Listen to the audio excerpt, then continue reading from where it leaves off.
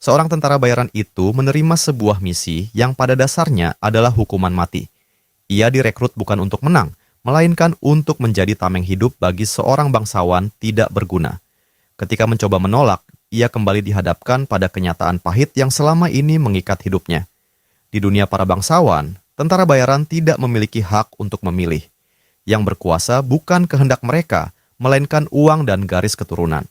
Namun setelah kematiannya nanti, nasib justru membawanya terbangun di puncak piramida kekuasaan sebagai seorang tuan muda kaya raya dari keluarga yang sangat berpengaruh, memiliki segala hal yang selama ini hanya bisa ia impikan. Sayangnya, keluarga barunya jauh dari kata normal, dan saudara-saudaranya adalah kumpulan psikopat yang siap menerkam kapan saja. Kisah dimulai dengan sebuah kenyataan yang telah lama menjadi hukum tidak tertulis di dunia tentara bayaran. Seorang tentara bayaran yang tidak pernah mati dianggap kelas 3. Alasan mereka memasang harga tinggi untuk jasanya adalah karena mereka bersedia mempertaruhkan nyawa demi menyelesaikan tugas. Meski setiap hari harus mendengar hinaan, cemoohan, dan berbagai omong kosong dari para majikan mereka, apalagi yang bisa dilakukan? Mereka bekerja demi uang dan uanglah yang menentukan segalanya. Itulah kehidupan menyedihkan yang harus dijalani seorang tentara bayaran. Di tengah kobaran api yang melahap sekelilingnya, sang tentara bayaran memandangi keadaan sekitar sambil merenung. Ia kemudian mengeluhkan betapa sulit ditebaknya para bangsawan. Saat membutuhkan bantuan, mereka akan datang dengan janji-janji besar dan permintaan yang terdengar megah, seolah siap menghadiahkan gelar kehormatan. Namun pada akhirnya mereka selalu mengubah cerita di saat terakhir, menyusun berbagai kebohongan yang begitu rapi hingga sulit dibantah. Meski begitu, apa yang baru saja ia dengar kali ini bahkan melampaui semuanya. Dengan penuh keyakinan, tentara bayaran itu menatap bangsawan yang berdiri di hadapannya, lalu bertanya kepada sang panglima, apakah ia bersedia mengulangi sekali lagi apa yang baru saja dikatakannya. Panglima itu menatap balik dengan wajah dingin tanpa sedikit pun keraguan. Ia mengatakan bahwa sang tentara bayaran tidak salah dengar. Ya, ia memang baru saja menyuruhnya mati. Mendengar jawaban itu, tentara bayaran tersebut terkejut bukan main.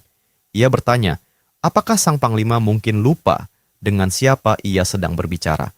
Namun panglima menjawab bahwa ia tidak melupakan apapun.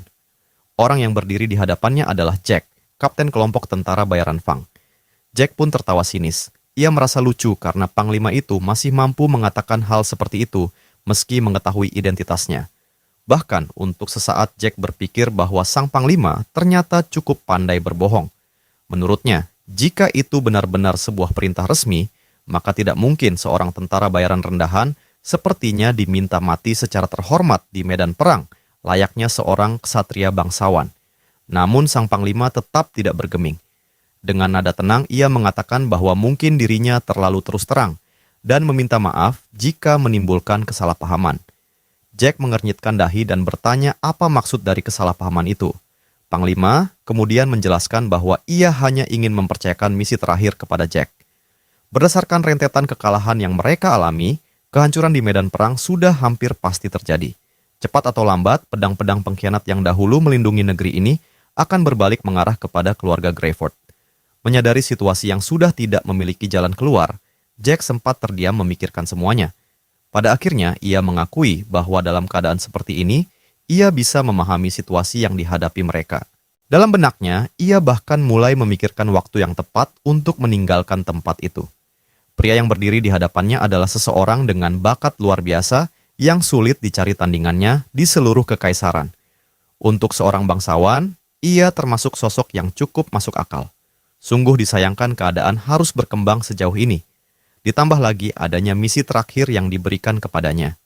Jack menduga ia hanya akan diminta mencari jalur pelarian atau membuka jalan mundur. Jika hanya itu tugasnya, maka ia bersedia menganggapnya sebagai pekerjaan terakhir sebelum menerima sisa pembayaran yang menjadi hak kelompoknya. Panglima itu lalu menjelaskan bahwa misi tersebut sebenarnya sangat sederhana. Besok para pengkhianat akan melancarkan serangan habis-habisan. Selama serangan berlangsung, Jack harus tetap berada di sisi mereka, walau hanya sesaat, setidaknya sampai tuannya berhasil melarikan diri dengan selamat. Namun, jika itu tidak memungkinkan, maka Jack harus tetap bertahan hingga dirinya mati. Sebagai imbalan, seluruh sisa pembayaran akan dilunasi setelah pasukan mundur. Bersamaan dengan itu, sang panglima mengeluarkan sebuah permata berharga dan menyerahkannya kepada Jack. Ia mengatakan bahwa sebuah anggema sebesar itu seharusnya lebih dari cukup untuk menutupi biaya operasional kelompok tentara bayaran Fang selama 3 tahun penuh. Akan tetapi, reaksi Jack sama sekali tidak sesuai harapan. Dengan gerakan cepat, ia menepis tangan sang panglima hingga permata itu terlempar jauh. Sang ksatria langsung menatapnya dengan sorot tajam dan bertanya apa maksud tindakan tersebut. Jack membalas dengan nada penuh kemarahan bahwa justru Eric yang seharusnya menjelaskan semuanya. Ia ingin tahu apakah Eric benar-benar menganggapnya bodoh hanya karena selama ini ia selalu tersenyum. Jack lalu melontarkan pertanyaan yang jauh lebih tajam. Apakah mereka benar-benar berniat menjadikan kelompoknya sebagai benteng hidup? Bahkan jika mereka membantu sekalipun, mereka hanya akan mampu bertahan sebentar. Jadi apakah mereka sungguh ingin mengorbankan semua tentara bayaran itu hanya demi memberi tuannya sedikit tambahan waktu untuk melarikan diri? Jack kemudian melanjutkan argumennya. Katakanlah sebuah keajaiban terjadi dan mereka berhasil menahan serangan musuh. Lalu apa yang akan terjadi setelahnya? Apakah Eric benar-benar percaya para bajingan itu akan membiarkan mereka hidup? Panglima menjawab bahwa mereka hanyalah tentara bayaran, bukan ksatria. Musuh pun memahami kenyataan tersebut. Ketika dirinya mati nanti, seluruh pasukan akan runtuh dengan sendirinya. Mendengar itu, amarah Jack semakin memuncak. Ia mengatakan bahwa itulah tepatnya masalah yang sedang ia bicarakan. Begitulah cara dunia ini bekerja. Eric seharusnya memahami hal itu lebih baik daripada siapapun. Bagi para iblis di medan perang itu, kelompok tentara bayaran Fang tidak lebih dari musuh yang harus dibantai tanpa ampun dan tanpa keraguan sedikit pun.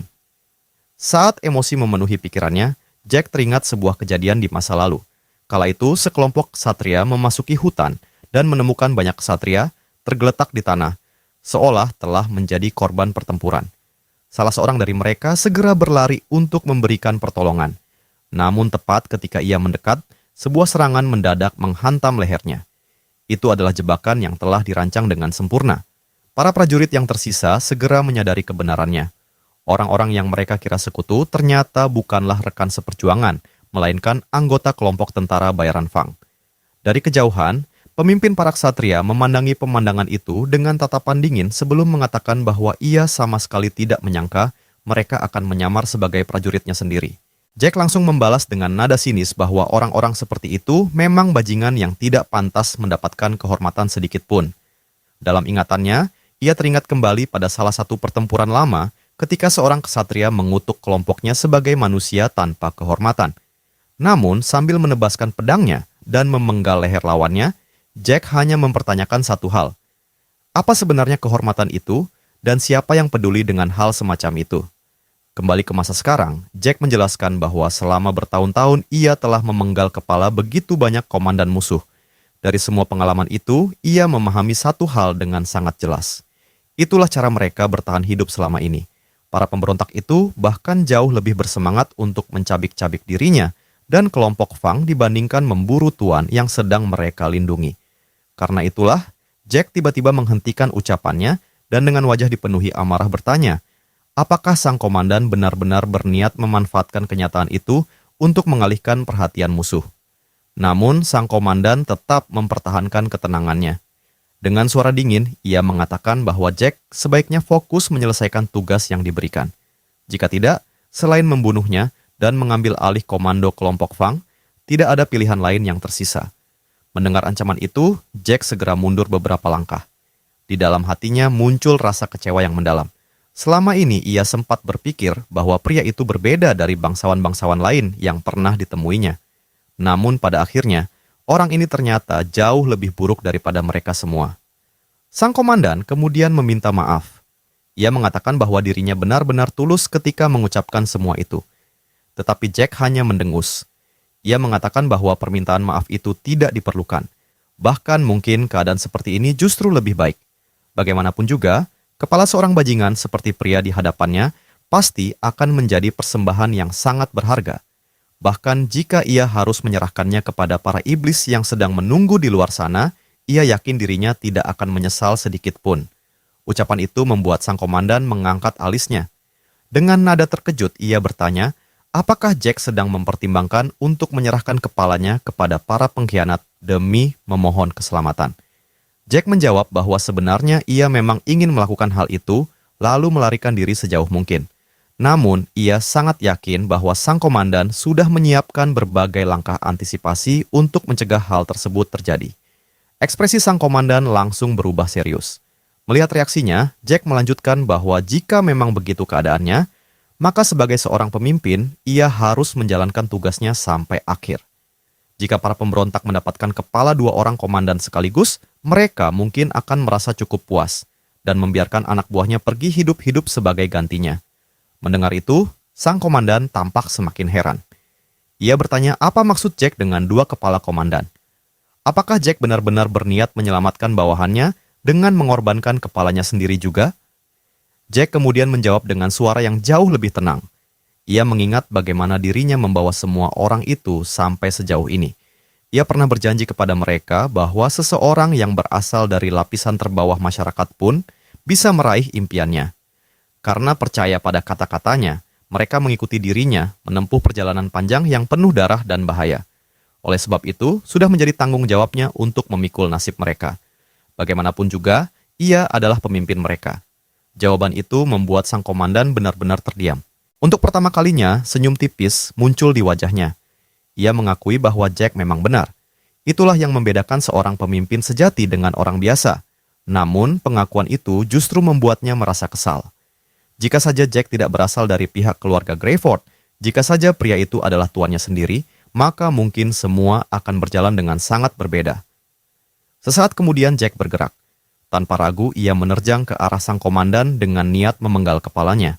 Akan tetapi, pria itu sama sekali tidak menunjukkan kepanikan. Ia tetap berdiri tenang dan santai seolah serangan tersebut tidak berarti apa-apa. Ketika sang komandan membuka matanya, ia hanya mengucapkan satu kalimat dan meminta Jack untuk tidak melupakan namanya sebagai kapten kelompok tentara bayaran Fang. Pada saat itu, waktu seakan berhenti sesaat bagi Jack. Jauh di dalam hatinya, sebenarnya ia sudah menduga hasil akhirnya akan seperti ini. Namun bahkan dirinya tidak pernah membayangkan bahwa jarak kemampuan di antara mereka akan begitu besar. Dalam sekejap, kepala Jack terpenggal oleh pedang sang komandan. Pada detik-detik terakhir kehidupannya, Jack mulai memikirkan jurang perbedaan bakat yang memisahkan dirinya dengan pria tersebut. Namun, tak lama kemudian ia menghela napas pasrah. Bagaimanapun juga, ia sudah memerintahkan anak buahnya untuk segera melarikan diri jika dirinya tidak kembali tepat waktu. Karena itu, setidaknya ia bisa mati tanpa terlalu banyak kekhawatiran. Lagi pula, sejak lama ia sudah siap menghadapi akhir seperti ini. Meski begitu, masih ada satu pemikiran yang terus menghantuinya. Bagaimana jadinya jika ia memiliki kesempatan yang sama seperti pria itu? Jika ia dilahirkan dengan status, bakat, dan keberuntungan yang setara, akankah hidupnya menjadi berbeda? Saat pikiran itu memenuhi kesadarannya yang mulai memudar, tiba-tiba sebuah suara terdengar dari kejauhan. Seseorang terus memanggilnya, memohon agar ia segera bangun. Suara itu terdengar semakin jelas hingga akhirnya berubah menjadi teriakan panik. Sesaat kemudian, seorang bocah kurus menyuruhnya bangun saat itu juga. Ketika kesadarannya kembali, Jack mendapati dirinya berada di atas sebuah ranjang. Seorang pemuda berambut pirang yang sedang berbaring perlahan membuka matanya dan bertanya siapa orang yang berdiri di hadapannya. Namun sebelum ia sempat memahami keadaan, sebuah tamparan keras mendarat tepat di wajahnya. Bocah yang tampak sangat cengeng itu memukulnya sambil menangis dan terus memohon agar ia segera sadar. Jack langsung terperangah. Ia tidak mengerti apa yang sedang terjadi. Baru saja ia menerima tamparan dari seseorang yang sama sekali tidak dikenalnya. Lebih parah lagi, orang yang berani menamparnya hanyalah seorang bocah tak dikenal. Sementara itu, bocah tersebut menangis lega dan mengatakan bahwa syukurlah sang tuan muda akhirnya terbangun. Ia benar-benar mengira tuannya telah meninggal dan jantungnya hampir berhenti karena ketakutan. Jika sesuatu terjadi kepada tuan mudanya, dirinya sebagai pelayan pribadi pasti akan mendapat masalah besar. Lebih dari itu, hal tersebut juga akan menjadi tragedi besar bagi keluarga mereka. Jack yang kini berada dalam tubuh baru hanya bisa semakin bingung. Ia terus mempertanyakan apa sebenarnya yang sedang dibicarakan bocah itu. Apa maksudnya tuan muda? Apa maksudnya pelayan pribadi? Dan apa yang dimaksud dengan keluarga? Tidak satu pun dari kata-kata itu memiliki hubungan dengan kehidupannya sebagai tentara bayaran.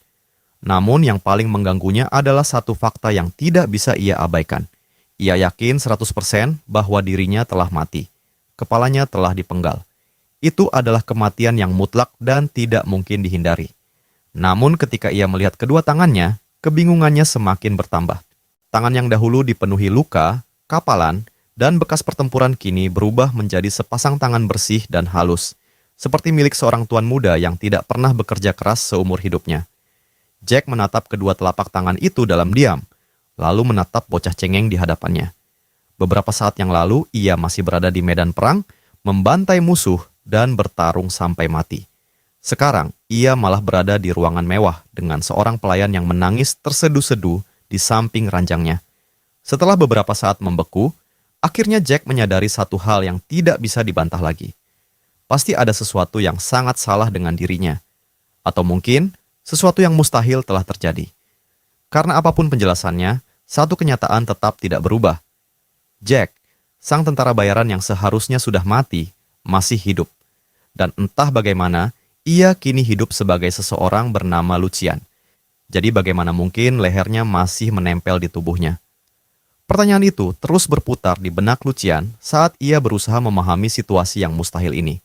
Namun setelah berpikir sejenak, perlahan ia mulai menarik sebuah kesimpulan.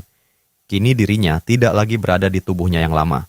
Ia telah terbangun di dalam tubuh orang lain, tubuh seorang pemuda dengan wajah yang nyaris sempurna. Saat Lucian menatap pantulannya di cermin dengan penuh kebingungan, ia segera menyadari sesuatu yang sangat jelas. Dari postur tubuh, penampilan, hingga aura elegan yang terpancar secara alami, siapapun bisa melihat bahwa tubuh ini milik seorang bangsawan. Namun, sebelum memikirkan hal lain, Lucian merasa perlu mengumpulkan informasi sebanyak mungkin. Ia pun mulai bertanya-tanya siapa sebenarnya pemilik tubuh ini. Pada saat itulah sebuah ingatan muncul di kepalanya. Nama pemuda ini adalah Hans, nama yang menurut Lucian terasa sangat klise. Lucian kemudian memanggil anak laki-laki yang berada di dekatnya dan mengatakan bahwa ia memiliki beberapa pertanyaan.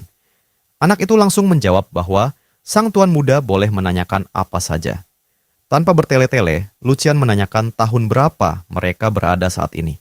Bocah itu tampak kebingungan mendengar pertanyaan tersebut dan bertanya-tanya apa maksudnya. Bahkan ia sempat khawatir obat-obatan yang diminum tuan mudanya masih memberikan efek aneh. Meski begitu, ia tetap menjawab bahwa saat ini adalah tahun 846 menurut kalender kekaisaran.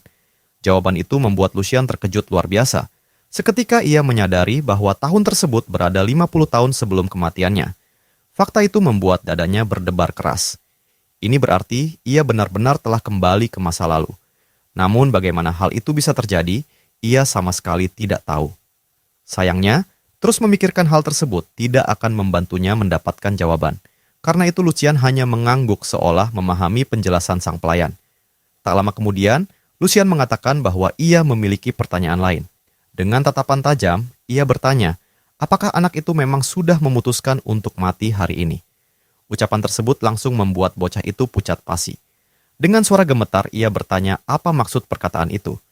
Lucian lalu menjelaskan dengan nada dingin bahwa seorang pelayan biasa berani menyentuh tubuh majikannya yang tidak sadarkan diri tanpa izin sedikit pun. Ia ingin tahu apakah hukum di tempat ini telah berubah, dan jika belum berubah, maka pelayan itu harus segera menjelaskan siapa dirinya.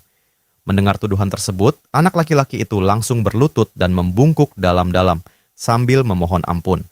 Dengan gugup ia mengakui bahwa dirinya telah melakukan kesalahan besar karena terlalu khawatir terhadap kondisi tuan mudanya. Setelah itu, ia memperkenalkan identitas pemilik tubuh ini. Pemuda tersebut adalah Lucian Waldeck, putra ketiga dari keluarga terhormat Waldeck. Nama Lucian Waldeck membuat Jack kembali terdiam. Untuk kesekian kalinya hari itu, ia dibuat terkejut. Dalam benaknya, ia bertanya-tanya, apakah ini benar-benar keluarga Waldeck yang ia kenal? Keluarga tersebut merupakan salah satu keluarga bangsawan paling bergengsi di seluruh kekaisaran. Mereka adalah pilar yang telah menopang kekaisaran sejak masa pendiriannya dan selama bertahun-tahun selalu berdiri di sisi kaisar. Pengaruh serta kekuatan mereka bahkan cukup besar untuk menyaingi keluarga kekaisaran itu sendiri. Tidak ada seorang pun yang tidak mengenal nama besar Waldeck. Lucian pun memahami keluarga itu lebih baik dibanding kebanyakan orang, karena 15 tahun lalu ia pernah bekerja sebagai pengawal mereka selama bertahun-tahun. Dengan kata lain, ia telah meninggalkan kehidupan lamanya dan kini mendapati dirinya berada kembali di tempat kerja yang pernah dikenalnya. Hanya saja kali ini bukan sebagai bawahan, melainkan sebagai majikan. Pikiran itu membuat Lucian hampir tidak percaya. Setelah melewati berbagai kesulitan sepanjang hidupnya, akhirnya ia memperoleh kesempatan yang dulu hanya bisa ia bayangkan. Pada saat-saat terakhir dari perjalanan hidup yang telah ia lalui, ia sempat bertanya kepada dirinya sendiri, seberapa tinggi ia bisa melangkah jika memiliki kesempatan yang sama seperti orang-orang lain. Dan sekarang, sepertinya dunia sedang memberinya jawaban atas pertanyaan itu. Jika memang ini yang diinginkan dunia dan jika memang ini kehendak takdir, maka semua orang sebaiknya memperhatikan dengan seksama. Lucian berjalan menuju balkon dan menatap langit yang membentang luas di atas kepalanya. Dengan tekad yang membara, ia berpikir bahwa dunia akan menyaksikan sendiri seberapa tinggi dirinya mampu mendaki dalam kehidupan ini. Keesokan harinya, Lucian berjalan menyusuri koridor luas di dalam mansion raksasa keluarga Waldeck. Sambil melangkah, ia mengamati kemewahan di sekelilingnya dan mengakui bahwa kediaman keluarga Waldeck benar-benar luar biasa. Selama hidupnya sebagai tentara bayaran, ia telah mengunjungi berbagai tempat, mulai dari kota kecil hingga wilayah para bangsawan besar.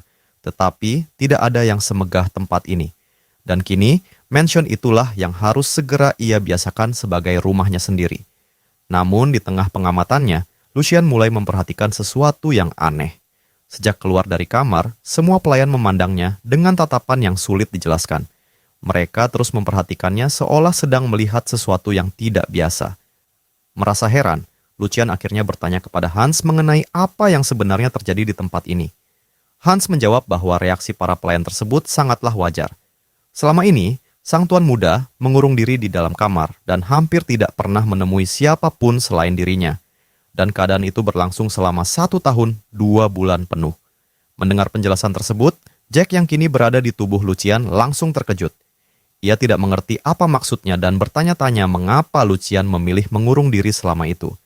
Bahkan jika ia mencoba menganggapnya sebagai kebiasaan aneh para bangsawan, tindakan tersebut tetap terasa tidak masuk akal. Lucian mengetahui dengan baik siapa kepala keluarga Waldeck. Archsigmund Waldeck adalah salah satu pilar raksasa yang menjaga kekaisaran dengan prinsip dan keyakinan yang tidak tergoyahkan. Mustahil pria seperti itu hanya diam melihat putranya terus mengasingkan diri di dalam kamar tanpa melakukan apapun. Karena itu, hanya ada 2 kemungkinan. Pertama, Lucian adalah masalah besar yang telah ditinggalkan keluarganya. Kedua, ada alasan yang cukup penting sehingga Archsigmund memilih membiarkan keadaan tersebut berlangsung. Apapun kebenarannya, sebelum memahami situasi sepenuhnya, Lucian memutuskan untuk menghindari Archsigmund sebisa mungkin. Sayangnya, takdir tampaknya tidak berpihak kepadanya. Saat sedang berjalan, seorang pria tua perlahan mendekat. Dengan suara tenang, pria itu mengatakan bahwa ternyata laporan mengenai pemulihan tuan muda memang benar adanya. Ia mengaku sangat bahagia karena akhirnya bisa melihat wajah sang tuan muda lagi setelah 1 tahun penuh. Pria tua itu kemudian bertanya, apakah Lucian mengalami kesulitan saat bergerak? Saat melihat wajah pria tersebut, Lucian langsung mengenalinya. Orang tua itu adalah salah satu tokoh penting di keluarga Waldeck. Namanya Edwin, kepala pelayan keluarga. Dahulu, pada masa mudanya, Edwin datang ke mansion ini sebagai sandera dari keluarga musuh. Namun berkat bakat luar biasa yang dimilikinya, kemampuannya segera diakui dan akhirnya ia dipercaya untuk mengurus seluruh urusan rumah tangga keluarga Waldeck. Dalam praktiknya, Edwin tidak ubahnya tangan kanan Archsigmund itu sendiri. Kesadaran itu membuat Lucian merasa situasinya semakin buruk. Dari sekian banyak orang yang tidak ingin ia temui, salah satunya kini berdiri tepat di hadapannya. Pria setajam Edwin hampir pasti mampu menyadari perbedaan antara seorang bangsawan sejati dan seseorang yang tumbuh di jalanan seperti dirinya. Satu-satunya hal yang sedikit menguntungkan Jack adalah kenyataan bahwa Edwin tidak pernah melihat Lucian selama 1 tahun terakhir. Setidaknya, hal itu memberinya sedikit ruang untuk menyembunyikan perubahan yang terjadi pada dirinya. Dalam situasi seperti ini, Lucian menyimpulkan bahwa satu-satunya cara untuk bertahan adalah meniru sosok bangsawan paling terhormat yang pernah ia kenal. Dengan pemikiran itu, ia menatap kepala pelayan Edwin dan menyampaikan rasa terima kasihnya atas perhatian yang telah diberikan selama ini. Lucian mengatakan bahwa kondisinya sudah jauh membaik berkat bantuan Edwin. Ia juga mengakui bahwa dirinya telah terlalu lama mengabaikan banyak hal, Sehingga kini ia ingin mengetahui keadaan keluarga Waldeck. Bahkan ia menambahkan bahwa bertemu Edwin secara langsung di saat seperti ini terasa seperti keberuntungan besar. Karena itu, Lucian pun bertanya bagaimana kondisi keluarga Waldeck saat ini. Mendengar pertanyaan tersebut, Edwin tampak sangat terkejut. Namun setelah beberapa saat, pria tua itu menjawab bahwa keluarga Waldeck saat ini berada dalam kondisi yang lebih kuat daripada sebelumnya. Edwin juga mengaku merasa lega karena akhirnya bisa melihat tuan mudanya kembali dalam keadaan sehat. Mendengar jawaban itu, Lucian segera menanggapi dengan pujian. Ia mengatakan bahwa dengan kepala pelayan Edwin yang mengawasi semuanya, mustahil keluarga Waldeck mengalami masalah apapun. Sementara mulutnya mengucapkan kata-kata itu, dalam hati Lucian merasa lega karena tampaknya dirinya belum menimbulkan kecurigaan. Setelah itu, ia berbalik dan mengatakan bahwa sepertinya dirinya telah mengkhawatirkan sesuatu yang tidak perlu. Ia berniat kembali beristirahat karena sudah terlalu lama berada di luar kamar dan mulai merasa lelah. Namun tepat saat ia hendak pergi, Edwin menghentikannya. Kepala pelayan itu meminta Lucian menunda kepulangannya ke kamar karena Arsigmond ingin menemuinya saat ini juga. Kalimat sederhana itu langsung membuat jantung Lucian serasa jatuh ke dasar perut. Semua ketenangan yang baru saja ia bangun seketika runtuh. Tidak lama kemudian, ia pun berjalan menuju ruang kerja Arsigmond Waldeck, pria yang secara hukum merupakan ayah dari tubuh yang kini ia tempati. Begitu memasuki ruangan itu, Lucian langsung merasakan tekanan yang mengerikan. Arsigmond menatapnya tanpa sedikit pun kehangatan sebelum menyatakan bahwa dirinya hanya akan mengajukan satu pertanyaan kepada Lucian Waldeck. Pertanyaannya sederhana, tetapi menghantam Lucian seperti petir. Arsigmond ingin tahu bagaimana putranya masih bisa hidup. Mendengar pertanyaan itu, Lucian langsung merasakan aura mengerikan yang memancar dari pria tua tersebut. Tekanan yang keluar dari tubuh Arsigmond terasa begitu besar hingga membuat suasana di sekitarnya menjadi sangat menyesakkan. Dengan kebingungan yang masih ia pertahankan di wajahnya, Lucian bertanya apa maksud dari perkataan tersebut. Arsigmond kemudian menjelaskan bahwa selama ini ia telah membiarkan banyak hal berlalu. Ia mengabaikan putranya yang melalaikan tanggung jawab, membiarkan sikap manja dan kekanak-kanakan itu terus berlangsung, bahkan membiarkan Lucian menggunakan ketidakhadiran ibunya sebagai alasan atas semua perilakunya. Namun kali ini Lucian telah melewati batas. Setelah mengurung diri di kamar selama 1 tahun penuh sebagai bentuk protes, ia bahkan membuat keputusan yang sangat gegabah. Mendengar hal itu, Lucian nyaris tercengang. Dalam benaknya hanya ada satu pertanyaan. Apa sebenarnya yang sedang terjadi? Lalu tiba-tiba sebuah kesadaran menghantamnya. Kini ia akhirnya mengerti mengapa Hans terlihat begitu panik saat pertama kali menemukannya.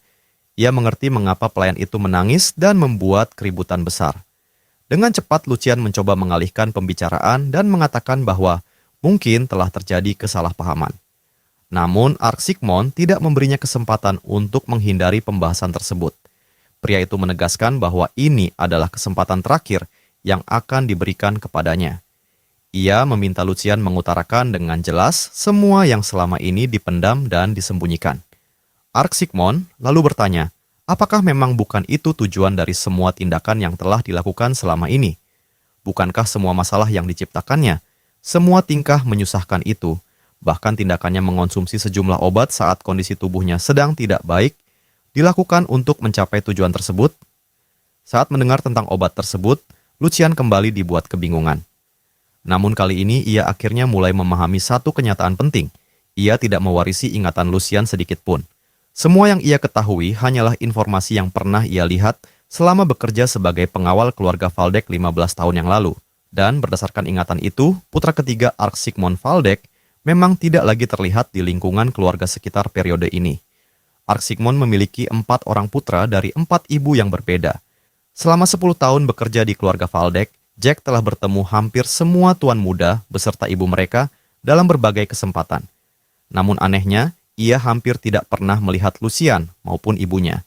Yang ia ketahui hanyalah bahwa ibu Lucian sudah tidak lagi berada di sisinya sejak Lucian masih sangat kecil. Ketika Jack mulai bekerja sebagai pengawal keluarga itu, Lucian sendiri entah karena alasan apa sudah tidak lagi terlihat di lingkungan keluarga utama. Karena itulah dulu ia menganggap ibu dan anak tersebut hanyalah sosok rapuh yang tidak memiliki peran penting, sehingga ia tidak pernah memikirkannya lebih jauh. Namun sekarang, setelah melihat seluruh situasi dari dekat, Jack mulai memahami kemungkinan yang sebenarnya terjadi. Kehilangan sosok ibu sejak kecil dan memiliki posisi yang tidak stabil dalam keluarga sebesar Waldeck merupakan beban yang terlalu berat bagi seorang anak. Pada akhirnya, Lucian melakukan berbagai tindakan hanya untuk menarik perhatian ayahnya sendiri, Ark Sigmund. Sayangnya, setelah menghabiskan begitu lama dalam pengasingan dan kondisi fisik yang lemah, sesuatu yang tidak terduga terjadi. Dan pada saat yang hampir bersamaan, Jack mendapati dirinya berada dalam situasi yang sama sekali tidak dapat dijelaskan dengan akal sehat. Memahami kenyataan tersebut membuat Jack merasa sakit kepala. Awalnya ia mengira Ark Sigmund hanyalah seorang ayah yang terlalu keras terhadap putranya, yang bahkan tidak ia temui selama lebih dari setahun. Namun setelah mengetahui keseluruhan cerita, sebagian besar tindakan pria itu justru masuk akal. Tidak peduli seberapa hebat Ark Sigmund sebagai pilar kekaisaran, pada akhirnya ia tetap seorang ayah yang pasti merasakan kesedihan saat melihat putranya melakukan tindakan yang membahayakan dirinya sendiri. Meski begitu, Jack segera menepis pemikiran tersebut. Saat ini bukan waktunya mengkhawatirkan perasaan orang lain. Masalah terbesarnya adalah dirinya sendiri. Ia merasa seolah hanya berdiri selangkah dari ujung seluruh kesempatan yang baru saja diperolehnya. Ark Sigmund sudah mengatakan dengan jelas bahwa ini adalah kesempatan terakhir. Itu bukan peringatan biasa, melainkan sebuah ultimatum. Dalam benaknya, Lucian bahkan bisa mendengar suara masa depan emas yang baru saja ia dapatkan mulai retak di bawah kakinya. Jika ia mengucapkan satu kalimat saja yang tidak sesuai dengan harapan Ark Sigmund, kemungkinan terbaik adalah dirinya akan dikirim ke sebuah biara terpencil untuk menjadi pendeta dan diputus sepenuhnya dari dunia luar selama sisa hidupnya. Dan jika nasibnya lebih buruk, mungkin ia akan dibuang ke wilayah utara yang ganas, tempat dingin yang kejam dipenuhi badai salju dan berbagai ancaman, lalu menghabiskan sisa hidup dalam kesulitan berat yang bahkan tidak berbeda jauh dari seorang pengemis. Memikirkan semua itu membuat Lucian menggertakkan giginya karena kesal. Setelah melalui begitu banyak kesulitan dan kehilangan segala yang pernah dimilikinya, akhirnya ia memperoleh kesempatan kedua yang tidak pernah ia bayangkan sebelumnya. Kesempatan untuk hidup sebagai seorang bangsawan kaya raya. Tidak mungkin, tidak peduli apa yang terjadi, ia akan membiarkan kehidupan mewah yang baru saja diperolehnya lenyap begitu saja. Terlebih lagi jika penyebabnya hanyalah drama keluarga yang bahkan bukan berasal dari keluarganya sendiri. Pada saat itu, Lucian tahu bahwa nasibnya akan ditentukan oleh apa yang keluar dari mulutnya dalam beberapa detik berikutnya. Karena itu, ia menatap Ark Sigmund dengan tenang sebelum mengatakan bahwa karena sang ayah telah memintanya berbicara dengan jujur, maka ia akan melakukannya. Lucian terlebih dahulu menyampaikan permintaan maaf yang tulus karena telah mencoreng nama terhormat keluarga Waldeck melalui tindakan cerobohnya. Ia mengakui bahwa dirinya telah menyebabkan kekhawatiran besar bagi keluarganya, terutama bagi Ark Sigmund sebagai ayahnya. Lucian lalu melanjutkan bahwa semua yang terjadi bukanlah kesalahan siapapun selain dirinya sendiri. Ia tidak berniat mencari alasan ataupun pembenaran. Apapun konsekuensi yang dijatuhkan kepadanya, ia akan menerimanya tanpa keberatan sedikit pun. Perkataan itu langsung membuat kepala pelayan membelalakan mata karena terkejut. Bahkan Ark Sigmund sendiri tampak sedikit terdiam. Namun pria itu tetap memasang wajah keras dan mengatakan bahwa kata-kata saja tidak akan mengubah apapun sekarang. Mendengar itu, Lucian justru melangkah maju dan mengajukan pertanyaan yang sama sekali tidak terduga. Ia bertanya, bukankah saat ini seharusnya menjadi saat untuk merayakan sesuatu? Ark Sigmund mengernyit dan bertanya, apa maksud dari perkataan tersebut? Dengan nada mantap, Lucian menjelaskan bahwa apa yang telah terjadi tidak mungkin diubah lagi. Masa lalu tidak akan pernah kembali. Namun karena ia masih berhasil melewati semua itu, ia memutuskan untuk tidak lagi terbelenggu oleh masa lalu dan mulai hidup dengan jujur demi masa depan. Karena itulah, sebagai seorang ayah, bukankah Ark Sigmund seharusnya memberikan setidaknya satu kalimat penyemangat kepada putranya? Seorang anak yang telah melakukan kesalahan dan kini berdiri dengan tulus di hadapan ayahnya untuk mengakui semuanya. Menurut Lucian, bukankah hal yang seharusnya terjadi adalah seorang ayah menerima anaknya dengan tangan terbuka? Bahkan menurut hukum langit sekalipun, bukankah itu hubungan yang seharusnya terjalin antara ayah dan anak? Di sisi ruangan, Edwin nyaris tidak percaya dengan apa yang sedang ia dengar. Atmosfer di dalam ruangan memang telah berubah sepenuhnya. Namun yang membuatnya paling terkejut adalah kenyataan bahwa orang yang berdiri di hadapan mereka benar-benar tampak berbeda dari Lucian yang selama ini mereka kenal.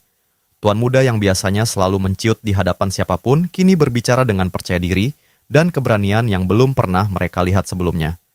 Setelah mendengar seluruh perkataan itu, Ark Sigmund tetap diam untuk beberapa saat. Tatapannya terus tertuju pada Lucian sebelum akhirnya ia bertanya, bagaimana mungkin putranya berani meninggikan suara dan memberinya pelajaran tentang kewajiban seorang ayah. Namun meski mengucapkan kata-kata tersebut, sudut bibirnya perlahan terangkat membentuk senyum tipis. Dengan nada yang nyaris terdengar geli, ia mengatakan bahwa memang benar, seseorang bisa melihat segala macam hal jika hidup cukup lama. Melihat reaksi itu, Lucian segera membungkuk sekali lagi. Dalam hati ia mengembuskan napas lega. Pada akhirnya, rencananya berhasil. Sejujurnya, ia sangat gugup sebelumnya. Jika cara itu gagal, hidup barunya mungkin akan berakhir saat itu juga. Namun, seperti yang ia duga, menghadapi Ark Sigmund dengan sikap ragu-ragu hanya akan membuat segalanya lebih buruk. Pria yang dikenal sebagai Archduke Valdek itu lebih menghargai keberanian seekor anjing liar daripada kepatuhan seekor tikus yang ketakutan. Ark Sigmund kemudian mengatakan bahwa pengalaman berada di ambang kematian tampaknya telah membuat Lucian menjadi jauh lebih berani daripada sebelumnya. Namun, karena putranya tadi berbicara tentang hidup dengan jujur, maka ia juga memiliki satu pertanyaan. Ia ingin tahu apa yang akan dilakukan Lucian mulai sekarang. Tanpa ragu, Lucian menjawab bahwa langkah pertama yang akan ia lakukan adalah memperbaiki tubuhnya yang sudah rusak. Setelah itu, ia teringat pada sosok kesatria emas yang pernah mengalahkannya di masa lalu. Dengan tatapan penuh tekad, ia mengatakan bahwa dirinya akan belajar menggunakan pedang dengan benar. Jawaban itu membuat Ark Sigmund benar-benar terkejut. Belajar pedang? Lucian mengangguk mantap. Menurutnya itu sudah jelas. Namun sebelum semua itu, ia harus mengatasi kondisi tubuhnya yang lemah terlebih dahulu. Hanya makan dan tidur tidak akan cukup untuk mengubah keadaan. Ia membutuhkan usaha yang jauh lebih besar. Untuk pertama kalinya sejak pertemuan itu dimulai, Ark Sigmund memperlihatkan senyum yang jelas terlihat. Ia mengatakan bahwa putranya ternyata memang pandai berbicara. Entah semua itu hanya kesombongan atau bukan, waktu akan membuktikannya nanti. Setelah mengatakan itu, Ark Sigmund menoleh kepada Edwin dan memerintahkan kepala pelayannya untuk memberikan benda itu sekali lagi kepada Lucian. Menurutnya, benda tersebut akan jauh lebih berguna dibandingkan kata-kata yang belum tentu dipahami saat ini. Mendengar percakapan itu, Lucian hanya bisa berkedip bingung. Ia sama sekali tidak tahu apa yang dimaksud dengan benda itu. Namun Edwin segera membungkuk hormat dan mengatakan bahwa ia mengerti. Setelah itu kepala pelayan tersebut pergi untuk menyiapkan semuanya, meninggalkan Lucian yang semakin kebingungan. Sepanjang hari ia terus bertanya-tanya apa sebenarnya benda misterius yang dimaksud oleh Ark Sigmund. Keesokan harinya, ia akhirnya mendapatkan jawabannya. Dan ternyata benda itu adalah uang. Bukan sekedar uang biasa, melainkan jumlah uang yang sangat banyak. Jumlah yang begitu besar hingga membuat Lucian merasa pusing hanya dengan melihatnya. Pada saat itulah mantan tentara bayaran itu akhirnya memahami salah satu alasan mengapa bangsawan tetap menjadi bangsawan. Mereka memiliki kekayaan dalam jumlah yang hampir tidak masuk akal. Lebih mengejutkannya lagi, seluruh uang itu hanyalah uang saku. Lucian bahkan sempat bertanya-tanya apakah jumlah sebesar itu benar-benar diperuntukkan bagi 1 bulan. Namun semakin ia memikirkannya, semakin ia sadar bahwa bagi keluarga Valdek, hal semacam itu mungkin saja dianggap normal. Dengan uang sebanyak ini, ia bisa memperbaiki tubuh lemahnya dari akar masalahnya. Bahkan beberapa rencana yang sebelumnya mustahil kini menjadi mungkin untuk diwujudkan. Salah satunya adalah membuat ramuan eliksir yang selama ini hanya ada dalam angan-angannya. Sementara itu, pada hari berikutnya, Ark Sigmund dan Edwin berjalan bersama melewati sebuah rumah kaca yang dipenuhi tanaman langka. Saat melangkah di antara hamparan hijau tersebut, Edwin tidak bisa menahan pikirannya. Tempat ini adalah lokasi yang paling dijaga dan dirawat oleh mendiang istri Ark Sigmund sepanjang hidupnya. Sudah sangat lama sejak Ark Sigmund terakhir kali datang ke tempat ini. Karena itulah Edwin tahu alasan sang Archduke mengunjungi tempat itu hari ini pasti berhubungan dengan perubahan Lucian. Meski hubungan ayah dan anak itu sempat dipenuhi berbagai masalah, Lucian tetaplah salah satu peninggalan terakhir wanita yang paling dicintai Ark Sigmund. Edwin mengetahui perasaan tuannya lebih baik daripada siapapun. Pria itu tidak mungkin menyerah pada putranya semudah itu. Tiba-tiba, Ark menghentikan langkahnya. Dengan suara pelan, ia mengatakan bahwa Lucian selama ini terlihat begitu menyedihkan. Tatapannya selalu gemetar seolah ketakutan terhadap sesuatu. Setiap kali suara Ark meninggi sedikit saja, anak itu akan menciut seperti anjing jalanan yang ketakutan. Sikap tersebut sama sekali berbeda dengan ibunya. Karena itulah selama bertahun-tahun Ark berpikir bahwa satu-satunya hal yang diwarisi Lucian dari sang ibu hanyalah wajahnya. Namun hari ini, untuk pertama kalinya dalam hidupnya, Ark mulai mempertimbangkan kemungkinan bahwa dirinya selama ini salah. Ia bertanya kepada Edwin, apakah kepala pelayan itu melihat tatapan mata Lucian hari ini? Apakah ia melihat cara anak itu berbicara dan membawa dirinya sendiri? Edwin mengangguk pelan. Ia melihat semuanya dengan jelas. Tidak ada sedikit pun ketakutan dalam diri Lucian hari ini. Tidak ada gemetar, tidak ada keraguan, dan tidak ada kepura-puraan yang tampak di matanya. Sikap yang diperlihatkannya benar-benar tenang dan bermartabat. Setelah hening sejenak, Edwin mengatakan bahwa sebenarnya Lucian sejak dulu adalah anak yang sangat lembut dan penuh perhatian. Namun sifat baik hati itu justru membuatnya tertinggal dibanding saudara-saudaranya yang lain. Di lingkungan keluarga Valdek yang dipenuhi individu-individu luar biasa, kelembutan seringkali dianggap sebagai kelemahan. Karena itulah Lucian perlahan tenggelam di balik bayang-bayang para kakaknya hingga akhirnya kehilangan kepercayaan dirinya sedikit demi sedikit. Kini, untuk pertama kalinya, Edwin merasa seolah melihat sosok yang benar-benar berbeda berdiri di balik wajah tuan muda yang selama ini mereka kenal. Namun tampaknya darah seorang pewaris utama benar-benar mengalir dalam dirinya. Sigmund pun berkata bahwa mereka hanya bisa menunggu dan melihat bagaimana semuanya berkembang, karena perkara yang berada di hadapan anak itu bukanlah sesuatu yang dapat diselesaikan hanya dengan kata-kata. Mendengar itu, kepala pelayan kemudian menyampaikan kekhawatirannya kepada sang tuan. Ia mengaku merasa akan ada masalah yang muncul. Sigmund segera bertanya masalah apa yang dimaksud.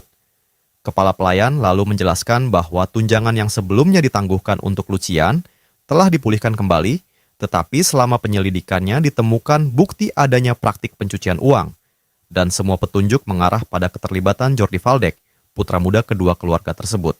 Bukan hanya itu, Jordi juga memecat pengasuh yang selama ini merawat Lucian, dan menggantikannya dengan orang pilihannya sendiri. Sebuah tindakan yang dengan jelas menunjukkan niatnya untuk mengendalikan seluruh situasi. Mendengar laporan itu, Ark hanya menghela napas. Menurutnya, meskipun Jordi adalah anak yang cakap, sifat keras kepala selalu menjadi kelemahan yang mengikutinya kemanapun ia pergi. Sigmund memahami kebencian yang disimpan Jordi terhadap keluarga dari pihak ibu putra ketiga, tetapi terus terobsesi dengan hal itu tidak akan membawa manfaat apapun. Edwin kemudian bertanya apakah perlu mengambil tindakan terpisah untuk mengatasi situasi tersebut. Namun Sigmund menolak. Ia memerintahkan kepala pelayan untuk tidak ikut campur dan membiarkan semuanya berjalan sebagaimana mestinya. Kepala pelayan tampak ragu dan mempertanyakan apakah itu tidak terlalu berlebihan terhadap seseorang yang selama ini selalu memilih mundur. Akan tetapi, ayah Lucian hanya menjawab dengan tenang bahwa jika Lucian lebih memperhatikan keadaan di sekitarnya, seluruh sandiwara itu tidak akan pernah sampai ke telinganya. Lagi pula, semua ini hanyalah harga yang harus dibayar putra muda ketiga karena terlalu lama hidup dalam kebodohan. Pada akhirnya, hasil yang muncul justru cukup memuaskan. Ark ingin melihat sendiri bagaimana anak itu akan menghadapi cobaan tersebut. Jika Lucian gagal mengatasinya, maka tidak ada alasan baginya untuk menaruh harapan besar. Darah keluarga Valdek mungkin merupakan kunci yang penting, tetapi seseorang tetap harus membuka jalannya sendiri dengan kedua tangannya. Beberapa hari pun berlalu. Para pelayan di kediaman keluarga Valdek mulai bergunjing mengenai keadaan Lucian. Menurut mereka, putra muda itu kembali mengurung diri di dalam kamar. Yang lebih aneh lagi, Hans sudah berdiri menjaga di depan pintu selama 3 hari penuh dan tidak mengizinkan siapapun masuk. Jika kembali mengingat beberapa hari sebelumnya, Lucian pernah mengatakan kepada Hans bahwa percakapannya dengan Ark berjalan sangat baik. Bahkan dukungan keuangannya telah dipulihkan. Mengingat hubungan mereka yang selama ini begitu rumit, Hans yakin percakapan itu pasti membutuhkan keberanian yang luar biasa. Dalam hati, Hans merasa Lucian pasti sedang berusaha melangkah maju sambil memikul beban yang begitu berat di pundaknya. Pemikiran itu membuatnya sangat terharu. Namun yang tidak diketahui Hans adalah kenyataan yang sama sekali berbeda. Lucian tidak sedang gemetar ketakutan ataupun tenggelam dalam kecemasan. Sebaliknya, ia justru dipenuhi kegembiraan yang hampir tidak bisa dibendung saat melihat begitu banyak uang berada di hadapannya. Baginya, semua itu adalah lautan kemungkinan yang tak terbatas. Akhirnya ia memiliki sumber daya untuk memperbaiki tubuh lemahnya dan menciptakan ramuan yang selama ini ia incar. Kembali ke masa sekarang, kamar Lucian dipenuhi kabut yang terlihat begitu menyeramkan. Setelah berkeringat dan bekerja tanpa henti selama berjam-jam, Lucian sempat memikirkan Hans. Ia yakin pria itu pasti memiliki banyak pertanyaan. Namun melihat bagaimana Hans menjaga pintu kamarnya tanpa bergerak sedikit pun, kesetiaannya benar-benar tidak diragukan. Di sisi lain, tindakan Lucian memang tampak seperti kegilaan bagi siapapun yang melihatnya. Seorang anak dari keluarga bangsawan tiba-tiba membeli seperangkat alat alkimia, meskipun belum pernah menyentuh bidang itu seumur hidupnya. Tidak berhenti di situ, ia juga memburu tanaman yang harganya sangat mahal hanya karena tumbuh di bawah cahaya bulan. Tanaman itu dikenal sebagai herba cahaya bulan, sebuah bahan obat yang manfaatnya bahkan belum sepenuhnya terbukti. Yang lebih mencengangkan lagi, Lucian menghabiskan hampir seluruh uang yang dimilikinya untuk membeli tanaman tersebut. Memikirkan hal itu membuatnya tersenyum tipis. Menurutnya, Hans masih terlalu polos. Jika saja Hans tahu apa yang akan terjadi di masa depan, ia pasti tidak akan menganggap semua ini sebagai kegilaan. Bahkan sekarang pun belum terlambat. Jika memungkinkan, Lucian ingin membeli herba cahaya bulan sebanyak mungkin. Saat ini ia mungkin terlihat seperti orang sinting, tetapi dalam waktu setahun harga tanaman itu akan melonjak berkali-kali lipat. 10 kali lipat? Tidak. Mungkin bahkan 20 kali lipat dari nilainya saat ini. Setelah menenangkan pikirannya, Lucian mulai merenungkan sesuatu yang lain. Ia benar-benar harus mengakui keberanian para alkemis. Dalam sejarah dunia ini, keberhasilan itu sebenarnya tidak pernah dijamin. Tidak ada yang tahu apakah usaha mereka akan membuahkan hasil atau justru berakhir sebagai kehancuran total. Namun meskipun begitu, mereka tetap mengumpulkan seluruh herba cahaya bulan yang bisa ditemukan di seluruh kekaisaran. Itu adalah taruhan yang tidak muncul setiap hari, sebuah perjudian besar yang mempertaruhkan nasib seluruh guild di atas meja. Dan berkat keberanian luar biasa itulah, sesuatu yang kemudian dikenal sebagai nektar para dewa akhirnya lahir.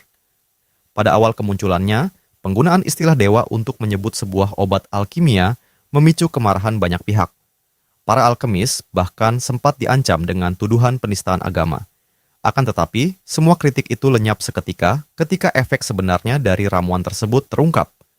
Orang-orang yang sebelumnya mencaci mulai memujinya, seolah-olah minuman itu benar-benar merupakan anugerah yang dikirim langsung oleh para dewa. Selama lebih dari 1000 tahun, ada satu kebenaran yang dianggap mutlak dan tidak dapat dibantah.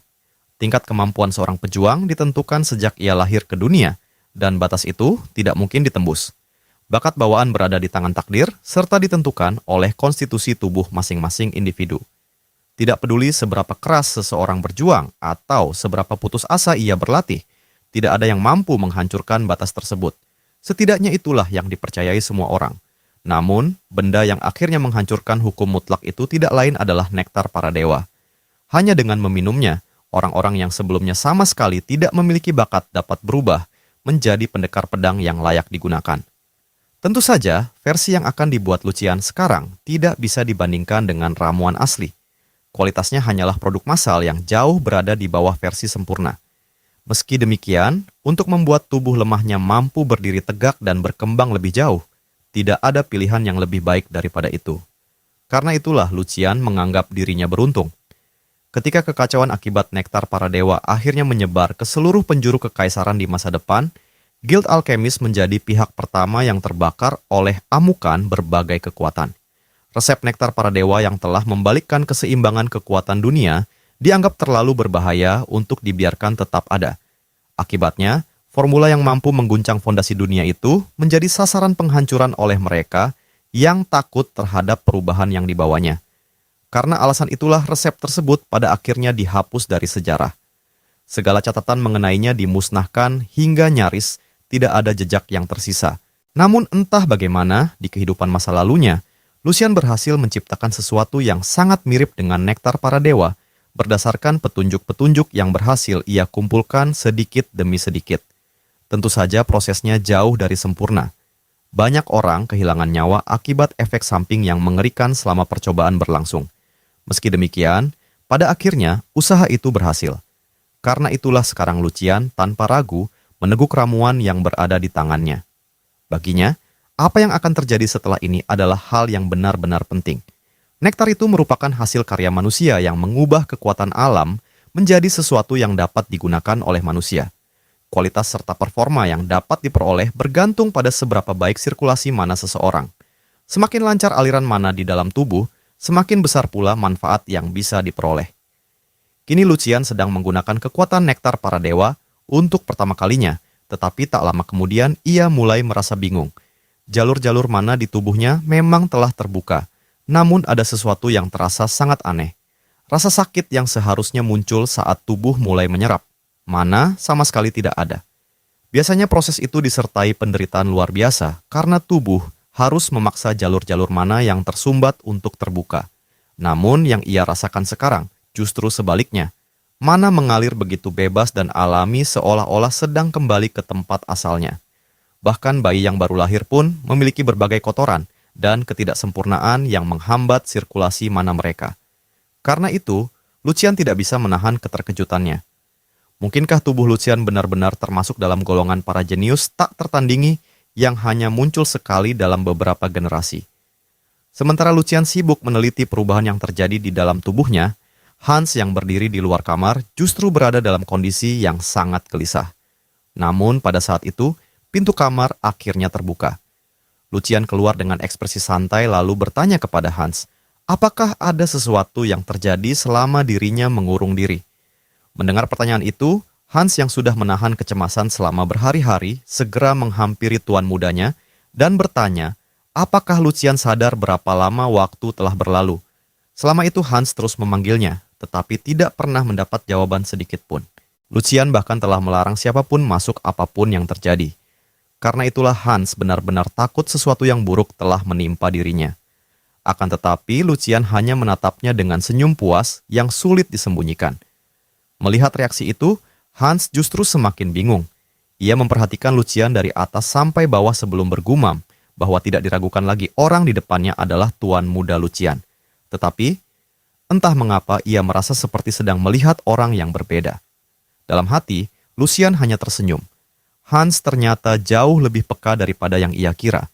Namun itu memang wajar. Hans telah mengikuti Lucian sejak lama.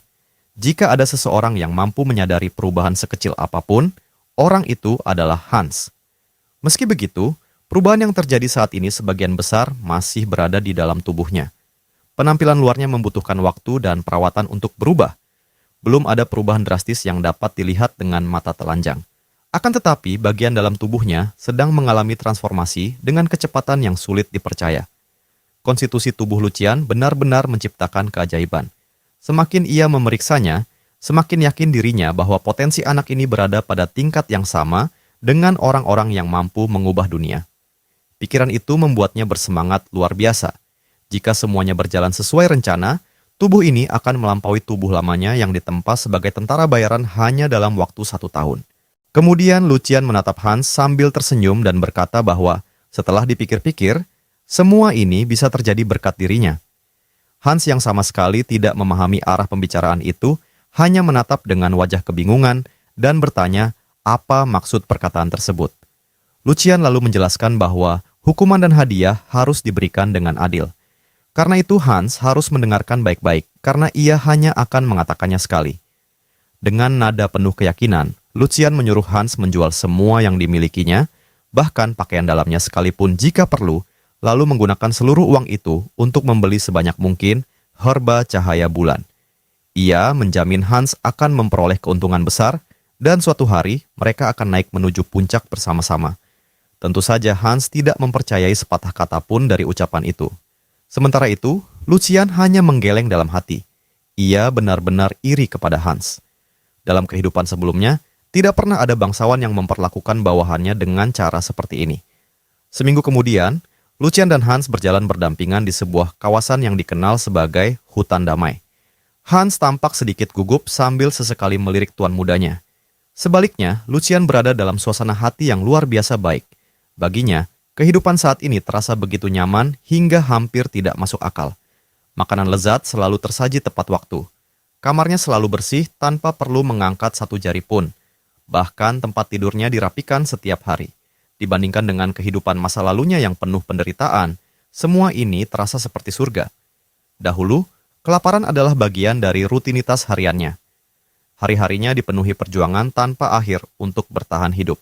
Berkat kenyamanan yang dimilikinya sekarang, Lucian dapat memusatkan seluruh perhatiannya untuk memulihkan kondisi tubuhnya. Namun ada satu hal yang terus mengganggu pikirannya. Pada titik waktu ini, seharusnya ada seorang penjaga keluarga Waldeck bernama Jack. Berdasarkan seluruh pengetahuan yang ia miliki dari kehidupan sebelumnya, Jack seharusnya berada di sekitar sini. Akan tetapi, setelah melakukan berbagai penyelidikan, Lucian mengetahui dari kapten penjaga bahwa tidak ada seorang pun yang bahkan sedikit mirip dengan Jack. Posisi yang dulu ditempati pria itu kini diisi oleh orang yang sama sekali asing baginya. Sebenarnya keadaan itu mungkin lebih baik. Bertemu Jack lagi akan menjadi pengalaman yang sangat tidak menyenangkan sekaligus mengusik pikirannya. Bagaimanapun juga, Lucian merasa dirinya belum siap untuk berhadapan dengan sosok yang begitu erat kaitannya dengan masa lalunya. Di tengah lamunannya, Hans yang berjalan di belakang akhirnya membuka suara dengan nada khawatir. Hans bertanya, apakah Lucian benar-benar ingin masuk ke tempat itu? Ia masih mengingat dengan jelas bahwa Lucian pernah bersumpah tidak akan pernah lagi menginjakkan kaki di lapangan latihan. Mendengar itu, Lucian terlihat kebingungan dan bertanya, kapan dirinya pernah mengatakan hal semacam itu? Hans segera menjawab bahwa Lucian memang pernah mengatakannya. Ia bahkan mengingatnya dengan sangat jelas karena kejadian itu terjadi setelah pertengkaran dengan Jordi, putra muda kedua, saat sesi latihan pedang. Setelah insiden tersebut, Lucian bersumpah tidak akan pernah kembali ke tempat itu. Mendengar penjelasan tersebut, Lucian langsung bisa membayangkan apa yang sebenarnya terjadi. Bagi putra seorang Arkduk, ilmu pedang adalah sesuatu yang hampir wajib dipelajari. Kemungkinan besar Jordi memanfaatkan sesi latihan sebagai alasan untuk mengintimidasi Lucian dengan kekerasan dan membuatnya takut kembali ke lapangan latihan. Setelah memahami semuanya, Lucian hanya tersenyum tipis lalu berkata kepada Hans bahwa ia mengerti alasan kekhawatirannya. Namun mulai sekarang, tidak ada lagi yang perlu dicemaskan. Situasinya sudah berbeda. Lucian yang berdiri di sini sekarang bukan lagi anak lemah yang dahulu selalu menghindari medan latihan. Hans pun bertanya, apa maksud semua itu? Namun anak muda itu hanya menjawab dengan tenang bahwa semua yang terjadi sudah berada di masa lalu. Yang perlu mereka lakukan sekarang hanyalah percaya kepadanya dan terus melangkah ke depan. Tak lama kemudian mereka akhirnya tiba di lapangan pelatihan. Di tempat itu, dua orang ksatria sedang berbincang. Salah satunya bertanya, apakah kabar yang ia dengar benar adanya? Apakah tuan muda ketiga benar-benar datang ke tempat ini? Ksatria lainnya mengangguk dan memastikan bahwa kabar tersebut memang benar. Bahkan saat ini Lucian sedang berkeliling lapangan pelatihan bersama bawahannya sambil mengamati keadaan di sekelilingnya. Mendengar itu, pria berkumis yang berada di sana langsung tenggelam dalam pikirannya sendiri. Ia bertanya-tanya apa sebenarnya yang sedang dipikirkan bocah bodoh itu dan mengapa dari sekian banyak tempat justru memilih datang ke sini. Tidak mungkin Lucian telah melupakan apa yang terjadi pada hari terkutuk itu. Namun setelah dipikir-pikir, situasi ini justru bisa menguntungkannya. Dengan cepat ia memerintahkan seseorang untuk segera melaporkan kabar tersebut kepada mereka sekarang juga. Dengan begitu, ia bisa memastikan bahwa sebuah jamuan yang sangat spesial telah dipersiapkan sebelum mereka tiba. Sementara itu, perhatian kembali tertuju kepada Lucian yang sedang mengamati lapangan pelatihan. Untuk sesaat ia mengira fasilitas di sana hanya akan biasa-biasa saja, tetapi kenyataannya jauh melampaui ekspektasinya. Bukan hanya terdapat gudang senjata yang sangat besar dengan berbagai macam perlengkapan yang bisa digunakan tanpa perlu khawatir rusak, tetapi juga tersedia area latihan yang luas sehingga berbagai latihan berat dapat dilakukan dengan leluasa. Memikirkan bahwa fasilitas sebesar itu dimiliki oleh satu keluarga saja terasa begitu tidak masuk akal. Dalam hati Lucian bertanya-tanya, seandainya dahulu ia memiliki tempat seperti ini, berapa banyak anak muda yang mungkin bisa bertahan hidup sedikit lebih lama. Namun di tengah lamunannya, pria berkumis itu mendekat sambil berkata bahwa rupanya penglihatannya tidak salah. Orang yang berdiri di hadapannya benar-benar tuan muda ketiga. Kehadiran Lucian begitu mengejutkan sampai-sampai ia sempat mengira kabar itu hanyalah kebohongan. Sulit baginya mempercayai kenyataan tersebut. Kemudian pria itu bertanya, apakah Lucian masih mengingat pertama kalinya tuan muda Jordi memberikan pelajaran kepadanya setahun yang lalu. Saat itu Lucian melarikan diri tanpa menoleh sedikit pun ke belakang. Pemandangan tersebut masih sangat jelas di dalam ingatannya, layaknya seekor anak domba yang diburu oleh serigala. Karena itulah ia bertanya-tanya, apakah kejadian tersebut menjadi alasan mengapa Lucian masih takut pada tempat ini. Bahkan sekarang, Lucian sampai membawa asistennya ke tanah suci para pejuang ini. Sudah cukup lama sejak pertemuan terakhir mereka. Setelah mengatakan itu, pria tersebut memperkenalkan dirinya sebagai Hendrik dan memberi salam kepada tuan muda ketiga. Dengan sikap yang sangat arogan, Hendrik kemudian berkata bahwa setahun lalu ia secara pribadi mengajari tuan muda ketiga posisi bertarung bersama tuan muda kedua. Ia ingin tahu apakah Lucian masih mengingat kejadian itu. Menurut Hendrik, hari itu benar-benar menyenangkan. Sementara itu, Lucian hanya menampilkan senyum tipis yang dipenuhi kekesalan. Ia segera menyadari bahwa bajingan tua ini sudah mulai melampaui batas. Karena itulah, hari ini tampaknya akan menjadi hari yang sangat menarik. Lucian mulai memikirkan tentang gelar ksatria. Setidaknya secara teori, para ksatria seharusnya menjadi lambang kehormatan dan kesetiaan. Mereka biasanya berasal dari keluarga bangsawan, dan sejak kecil dididik dengan disiplin keras untuk menguasai seni bela diri serta etiket yang ketat. Seorang ksatria adalah individu yang menerima gelar tersebut dari tuannya, dan seluruh keberadaannya seolah disempurnakan oleh pengakuan itu. Namun pada akhirnya, menurut Lucian, mereka tidak lebih dari anjing pemburu yang mengenakan kalung mahal. Karena itulah seorang ksatria wajib menunjukkan kesetiaan kepada tuannya demi memperoleh kekayaan, kehormatan, dan membuktikan perbedaan antara mereka dengan orang-orang biasa yang tidak memiliki darah bangsawan. Karena pemikiran itulah, Lucian merasa sikap Hendrik sangat lancang. Meskipun ia menduga kondisi Lucian yang tidak menguntungkan turut berperan dalam keberanian pria tua itu, jelas terlihat bahwa Hendrik berani bertindak seperti ini karena merasa memiliki pendukung di belakangnya. Andaikan tidak ada pilihan lain, Lucian bahkan sudah mempertimbangkan metode yang jauh lebih keras untuk memperbaiki pola pikir pria tersebut menggunakan pisau-pisau kesayangannya. Namun tentu saja Akduk tidak akan membiarkan tindakan seperti itu berlalu begitu saja. Lagi pula, para ksatria merupakan inti kekuatan keluarga dan menempati posisi yang sangat berharga. Hukuman yang mengabaikan prosedur resmi hanya akan menciptakan ketegangan yang tidak perlu antara sang lord dan para bawahannya. Dan saat ini belumlah waktu yang tepat untuk melakukan hal semacam itu. Karena itu, Lucian tetap berbicara dengan tenang. Ia mengatakan bahwa sungguh konyol jika seseorang menghindari latihan hanya karena kejadian yang terjadi di masa lalu.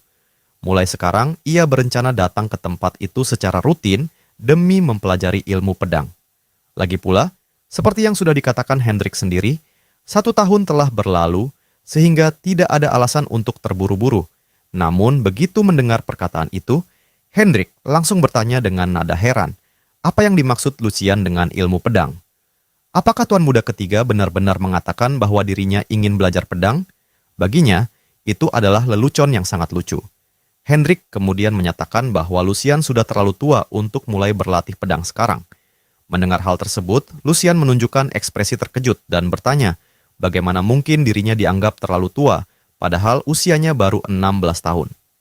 Hendrik segera menjawab bahwa siapapun yang telah melewati usia 15 tahun, pada dasarnya sudah dianggap sebagai kasus yang tidak memiliki harapan. Begitu seseorang melewati batas usia itu, semuanya telah berakhir. Ia lalu menjelaskan bahwa teknik pedang merupakan warisan turun-temurun, seni rahasia yang diciptakan oleh para leluhur. Teknik tersebut memberikan pencerahan bagi mereka yang mengikuti gerakannya, dan merupakan perwujudan kebijaksanaan kuno yang mampu mengembangkan tubuh manusia hingga batas yang lebih tinggi. Namun semua itu hanya berarti bagi mereka yang jalur mananya telah terbuka. Sebab ketika seseorang mencapai usia 16 tahun, jalur mana tersebut akan tertutup. Setelah itu, latihan pedang tidak akan lebih dari sekedar latihan fisik biasa. Seni pedang tanpa cahaya hanyalah cangkang kosong yang tidak memiliki makna. Kemudian Hendrik seolah baru menyadari sesuatu. Mungkin, menurutnya, keadaan itu justru sangat cocok untuk Lucian. Ini adalah kesempatan sempurna bagi tuan muda ketiga untuk menjadi ahli terbesar dalam bidang yang sama sekali tidak berguna di seluruh kekaisaran. Dengan begitu, Lucian bisa menghemat waktunya dan menjalani hidup sesuai jalurnya sendiri. Dan jika itu pun tidak berhasil, ia selalu bisa menghabiskan hari-harinya dengan bersantai di taman. Lagi pula, setiap orang memiliki tempat yang paling sesuai untuk dirinya. Setelah mengucapkan semua itu, Hendrik menatap Lucian lurus-lurus. Di matanya, tuan muda ketiga tampak benar-benar kehilangan kata-kata dan tidak mampu memberikan balasan apapun. Pertama-tama, gagasan bahwa jalur mana akan tertutup pada usia 16 tahun tidak lebih dari kebohongan besar. Bahkan kebohongan itu begitu konyol hingga seharusnya dapat terbongkar hanya dengan sedikit riset. Namun bagi Lucian, hal itu tidaklah penting. Ketika waktunya tiba dan semuanya meledak menjadi kekacauan, ia bisa dengan mudah berpura-pura bodoh karena tujuan utamanya sudah tercapai. Lagi pula, yang sedang berdiri di hadapannya sekarang hanyalah seorang dungu yang terbelenggu oleh kebodohannya sendiri.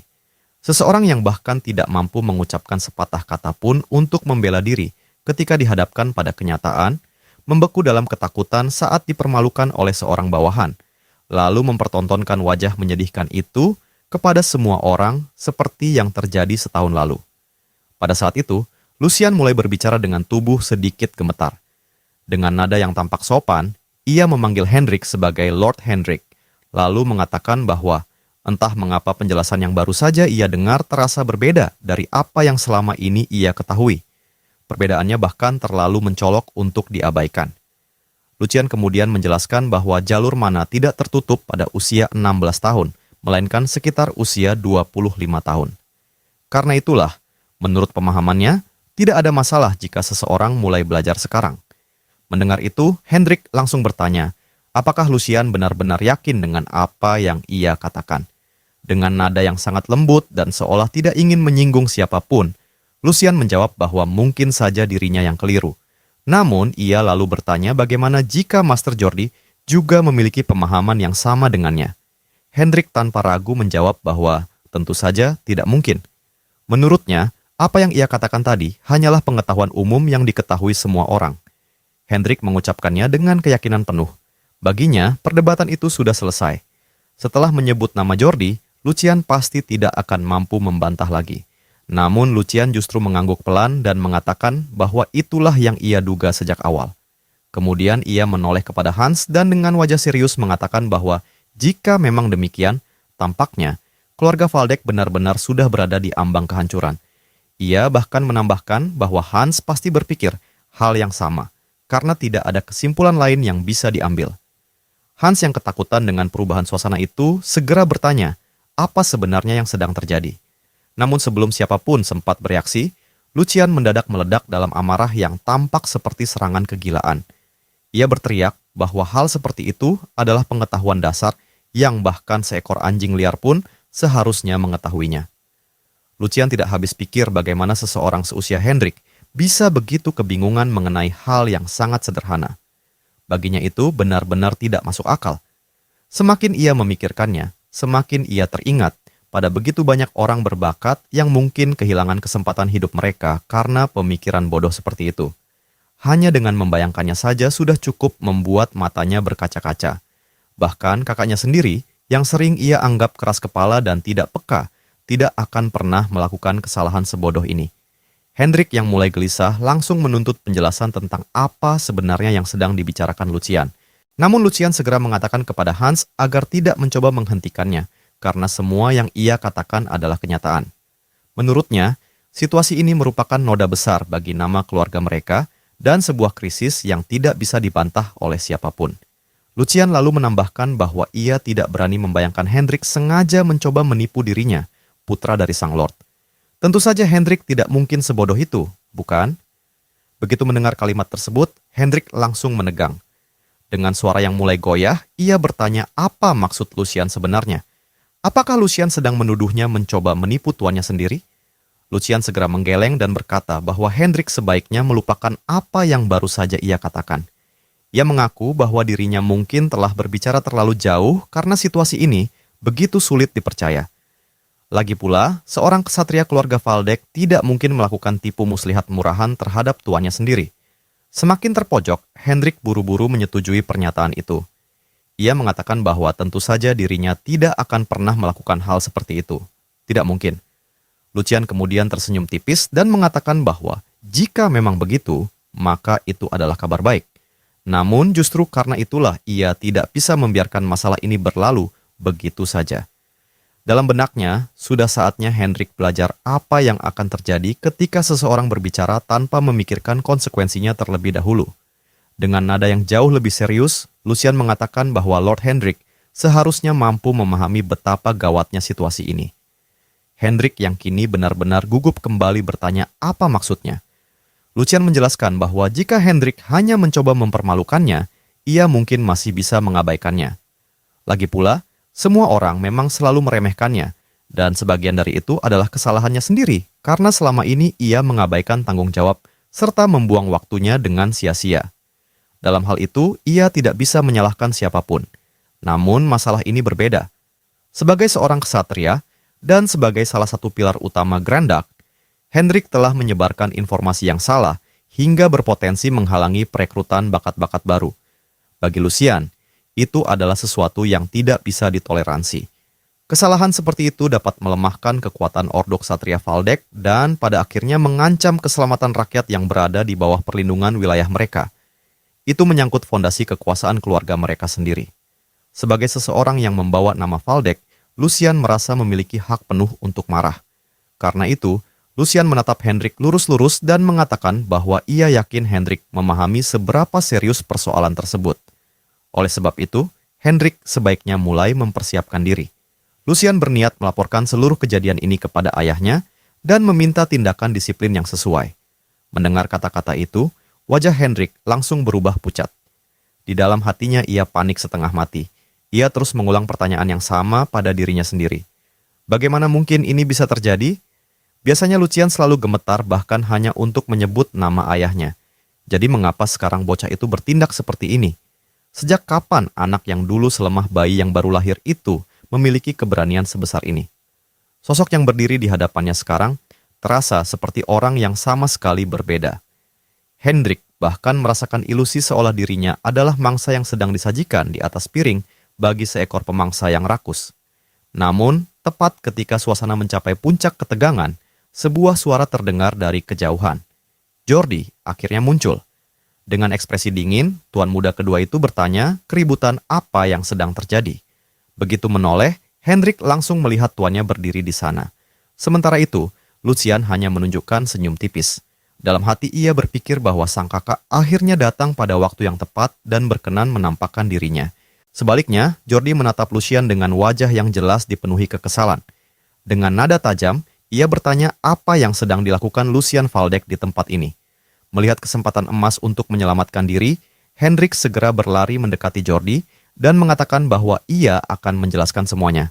Setelah buru-buru menceritakan seluruh kejadian dari sudut pandangnya, Hendrik menyimpulkan bahwa itulah situasi yang sebenarnya. Namun sebelum ia sempat berbicara lebih jauh, Jordi memotongnya dengan dingin dan mengatakan bahwa itu sudah cukup. Hendrik tidak perlu repot-repot menjelaskan apapun lagi. Kemudian Jordi mendekat dan berbicara dengan suara pelan yang hanya bisa didengar oleh Hendrik. Ia mengatakan bahwa dirinya sudah menyaksikan seluruh pertunjukan memalukan itu dengan mata kepalanya sendiri. Jordi benar-benar tidak menyangka Hendrik bisa dipermainkan sedemikian rupa oleh seorang anak yang bahkan belum mencapai setengah usianya. Baginya, pemandangan itu sungguh menyedihkan. Setelah mengatakan itu, Jordi menepuk bahu Hendrik dan memerintahkannya untuk segera menenangkan diri. Kecuali, tentu saja, jika Hendrik masih berniat mempermalukan dirinya lebih jauh di hadapan semua orang yang sedang menyaksikan kejadian tersebut. Setelah berhasil menempatkan sang kesatria pada posisinya, Jordi Valdek langsung mengalihkan perhatiannya kepada Lucian. Di belakang, Hans sudah gemetar ketakutan sambil berbisik bahwa tuan muda Jordi tampak sangat murka. Namun Lucian justru mengangguk dan mengatakan bahwa ekspresi di wajah Jordi memang benar-benar mengintimidasi. Melihat itu, Lucian teringat bahwa Jordi memang dikenal karena sifatnya yang kasar dan temperamental sejak masih menjadi penjaga. Ia adalah gambaran sempurna seorang bangsawan arogan. Karena faksinya lebih lemah dibandingkan kakak pertamanya, Jordi selalu berusaha merekrut banyak orang dari luar untuk memperkuat posisinya. Namun, nasib para pengikutnya hampir tidak pernah berakhir baik. Begitu Jordi menganggap seseorang tidak lagi berguna, ia akan menuduh orang itu melakukan kejahatan lalu membuangnya begitu saja. Meski memahami semua itu, Lucian berpura-pura tidak tahu apa-apa dan menyapa Jordi dengan sopan. Ia mengatakan bahwa dirinya berharap Jordi dalam keadaan baik dan sudah cukup lama sejak mereka terakhir bertemu. Namun Jordi langsung membalas dengan menyebut Lucian sebagai orang bodoh. Lucian memasang ekspresi bingung dan bertanya apa maksud perkataan itu. Jordi menjawab bahwa kata-kata basa-basi tidak ada gunanya. Di antara dirinya dan Hendrik, ia telah mendengar semuanya. Dengan senyum percaya diri, Jordi bertanya, bagaimana mungkin Lucian berani membawa aib ke dalam nama besar keluarga Waldeck? Lucian yang masih berpura-pura polos kemudian meminta penjelasan mengenai hal memalukan yang dimaksud. Jordi menjelaskan bahwa sudah cukup lama sejak Tuan Hendrik memberikan pelajaran teori, sehingga tampaknya telah terjadi kesalahpahaman. Menurutnya, Lucian menggunakan namanya untuk menciptakan kekacauan yang tidak perlu. Itu adalah kesalahan yang sangat jelas dan Lucian bahkan tidak mampu bertanggung jawab atas perbuatannya sendiri. Meski demikian, Jordi mengaku tidak berniat menghukum Lucian atas insiden tersebut, mengingat berapa banyak darah yang telah ditumpahkan Lucian demi keluarga Waldeck. Jordi mengakui bahwa bobot kesetiaan Lucian jauh lebih besar dibandingkan dirinya sendiri. Lalu dengan nada mengejek, Jordi menyebut dirinya sebagai seseorang yang bahkan tidak sanggup menyelesaikan latihan pedang dan memilih melarikan diri. Setelah itu, ia mempertanyakan apakah Lucian benar-benar merasa berhak menghakimi orang lain. Jordi kemudian menegaskan bahwa adiknya, Lucian Waldeck, harus terlebih dahulu belajar menghormati para kesatria. Bagaimanapun juga, keberadaan keluarga Waldeck hingga hari ini adalah berkat jasa para kesatria yang mengabdi kepada mereka. Setelah mengatakan itu, Jordi berbalik menghadap semua orang yang hadir dan meminta maaf atas nama Lucian atas seluruh keributan yang terjadi hari ini. Menurutnya, semua ini hanyalah kesalahan seorang anak yang belum dewasa. Ia pun memohon maaf kepada semua orang dan berjanji bahwa mulai sekarang dirinya akan mengawasi adiknya yang bodoh itu secara pribadi. Namun Lucian jauh lebih licik daripada yang Jordi bayangkan. Seketika ia memahami maksud tindakan kakaknya. Jadi ini cara Jordi bermain. Jordi ingin tampil sebagai sosok bijaksana dan murah hati. Padahal orang yang sebenarnya dihina adalah dirinya sendiri. Tidak hanya memutarbalikkan fakta, hingga seolah-olah Lucian telah menghina para kesatria untuk memancing kemarahan mereka, Jordi juga berhasil menyelamatkan martabatnya sendiri dalam proses itu. Meski begitu, Lucian justru merasa senang melihat semua ini, karena sekarang ia bisa memanfaatkan Jordi dengan sempurna. Dengan wajah penuh kekaguman palsu, Lucian mengatakan bahwa tindakan itu benar-benar sesuai dengan harapannya terhadap sang kakak. Walaupun terjadi kesalahpahaman antara dirinya dan Tuan Hendrik, sebenarnya Jordi memiliki alasan yang cukup untuk menghukumnya, karena telah menghina dirinya. Akan tetapi, alih-alih melakukan itu, Jordi justru menganugerahinya pelajaran yang begitu berharga. Lucian lalu mulai menyebut berbagai hinaan yang sebelumnya ia terima, seperti kepala angin, kepala kosong, dan beragam sebutan lainnya. Namun bagaimanapun juga, Lucian mengaku sangat malu karena pernah mengucapkan kata-kata memalukan seperti itu. Dengan nada yang sangat serius, Lucian menyatakan bahwa hari ini ia telah belajar banyak dari kakak keduanya dan dari kemurahan hati Jordi yang luar biasa. Ia bahkan mengatakan bahwa semua orang harus segera menyimpan petuah Tuan Muda Jordi di dalam hati mereka.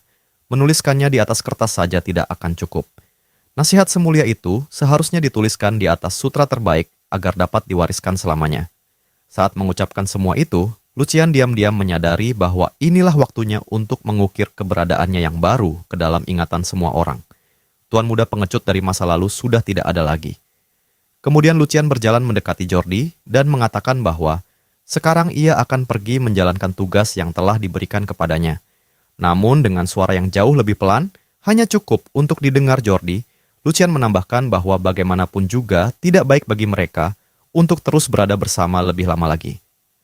Mendengar itu, Jordi benar-benar murka. Dalam hatinya ia memaki Lucian sebagai bajingan yang sama sekali tidak tahu takut. Jordi bertanya apakah Lucian benar-benar berpikir dirinya akan membiarkannya pergi begitu saja. Namun Lucian hanya tersenyum dan bertanya apakah Jordi telah melupakan satu hal penting. Ayah mereka sedang memperhatikannya akhir-akhir ini. Lucian sendiri tidak memiliki apapun untuk dipertaruhkan. Sebaliknya, Jordi berada dalam posisi yang sangat berbeda. Setelah mengatakan itu, Lucian melewati kakaknya dan berkata bahwa ia akan menganggap diamnya Jordi sebagai jawaban setuju. Dengan nada jahil, Lucian melambaikan tangan dan mengucapkan salam perpisahan kepada kakak Jordi sebelum akhirnya meninggalkan lapangan latihan. Begitu berada cukup jauh dari sana, Lucian langsung menyuruh Hans berlari secepat mungkin. Keduanya pun segera meninggalkan tempat itu tanpa menoleh ke belakang. Sementara itu, kembali di pusat pelatihan, Hendrik menoleh ke arah Jordi dan bertanya, apakah benar-benar tidak masalah membiarkan mereka pergi begitu saja. Namun Jordi sudah sepenuhnya dikuasai oleh kebencian. Di dalam benaknya hanya ada satu pikiran, yaitu bagaimana cara membuat hidup adiknya menjadi seperti di neraka. Beberapa waktu kemudian, di tengah hutan yang sunyi, Lucian dan Hans berjalan menyusuri jalan setapak. Hans yang masih belum bisa memahami kejadian sebelumnya, akhirnya memberanikan diri bertanya, apakah semuanya benar-benar akan baik-baik saja. Menurut Hans, tidak ada orang yang mengenal Lord Jordi lebih baik daripada Lucian. Jika itu benar-benar Jordi, maka ia tidak mungkin membiarkan penghinaan seperti itu berlalu begitu saja. Bahkan jika mereka cukup beruntung untuk lolos dari amarah Jordi, Hans yakin kesatria berkumis mengerikan itu pasti akan berusaha membuat Lucian menghilang tanpa meninggalkan jejak. Semakin memikirkan hal itu, semakin besar rasa takut yang memenuhi hatinya. Namun Lucian hanya menyuruh Hans untuk tenang. Ia mengatakan bahwa hanya orang yang pernah mengalaminya sendiri yang bisa memahami kebenaran pahit itu. Ketika seorang atasan tidak kompeten membuat masalah menjadi semakin buruk, lalu berpura-pura tidak tahu apa-apa setelah semuanya kacau, rasa frustrasi yang muncul memang sangat menyebalkan.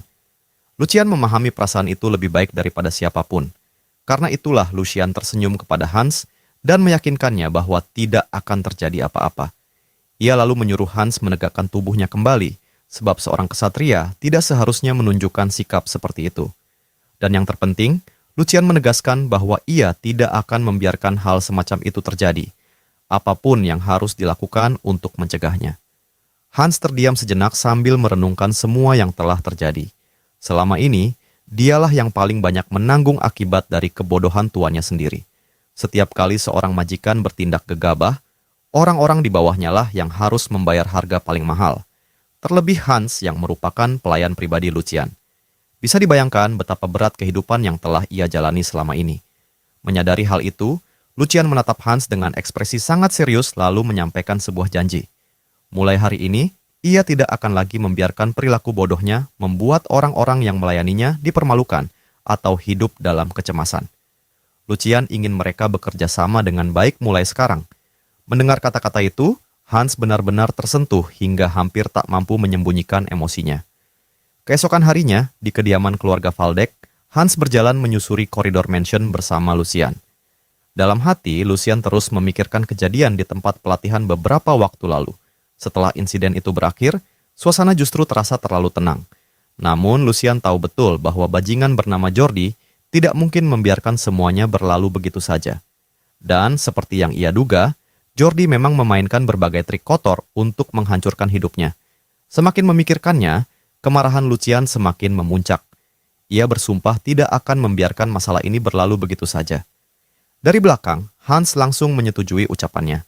Menurut Hans, mereka memang tidak boleh tinggal diam.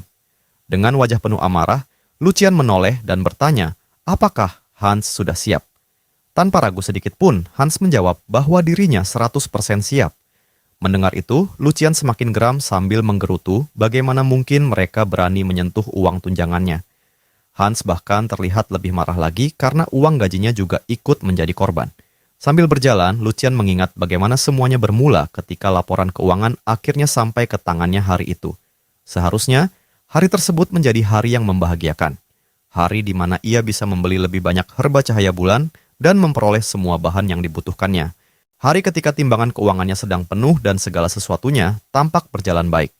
Namun, kenyataannya justru jauh berbeda. Uang saku Waldeck dipotong hingga 75%, sementara gaji bulanan Hans dipangkas 30%. Pada dasarnya, semua ini terjadi karena Jordi, sang tuan muda kedua yang menjijikan itu, memainkan permainan kotor melalui kepala pelayan yang ia tempatkan di pavilion Lucian. Yang membuat Lucian semakin marah adalah kenyataan bahwa tindakan tersebut sebenarnya tergolong penipuan, sebuah kejahatan serius yang bahkan di kalangan bangsawan dapat berujung pada hukuman mati. Akan tetapi, Jordi berhasil lolos karena menemukan celah yang bisa ia manfaatkan. Setelah kematian ibu tuan muda ketiga, Lucian telah lama mengabaikan urusan keuangannya dan menyerahkan pengelolaannya kepada orang lain. Seharusnya posisi itu dipegang oleh Dana, kepala pelayan lama yang telah menemaninya selama bertahun-tahun. Namun sekarang, orang yang berdiri di hadapannya adalah kepala pelayan baru yang jauh lebih muda. Saat berhadapan langsung dengan Lucian, perempuan itu memperkenalkan dirinya dengan sopan. Ia mengatakan bahwa ini adalah pertama kalinya ia bertemu langsung dengan tuan muda Lucian. Namanya Jenny, dan kini ia menjabat sebagai kepala pelayan baru yang menggantikan Dana. Jenny menjelaskan bahwa saat pertama kali datang, ia sebenarnya ingin memperkenalkan diri, tetapi Lucian selalu mengurung diri di kamar sehingga kesempatan itu tidak pernah muncul. Kini tampaknya masa tersebut telah berakhir. Namun berbeda dengan Lucian yang masih tenang, Hans langsung merasa kesal. Nada bicara Jenny membuatnya tidak nyaman. Menurut Hans, cara perempuan itu berbicara kepada Lucian sama sekali tidak menunjukkan rasa hormat yang pantas diberikan kepada seorang tuan muda. Meski begitu, Lucian meminta Hans menahan diri. Menurutnya, Jenny tidak sepenuhnya salah. Namun, ia tidak ingin membahas hal itu sekarang karena ada masalah yang jauh lebih penting. Tanpa bertele-tele, Lucian langsung menanyakan apakah Jenny yang menyusun rencana anggaran tersebut. Jenny hanya mengeluarkan tawa kecil yang terdengar sangat tidak menyenangkan.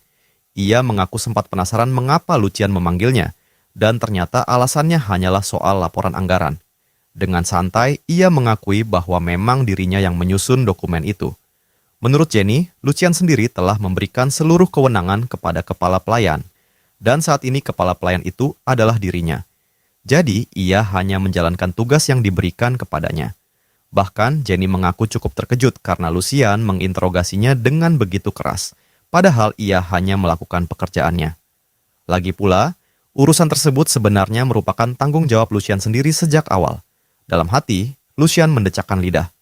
Ia sudah menduga Jenny akan menggunakan alasan itu.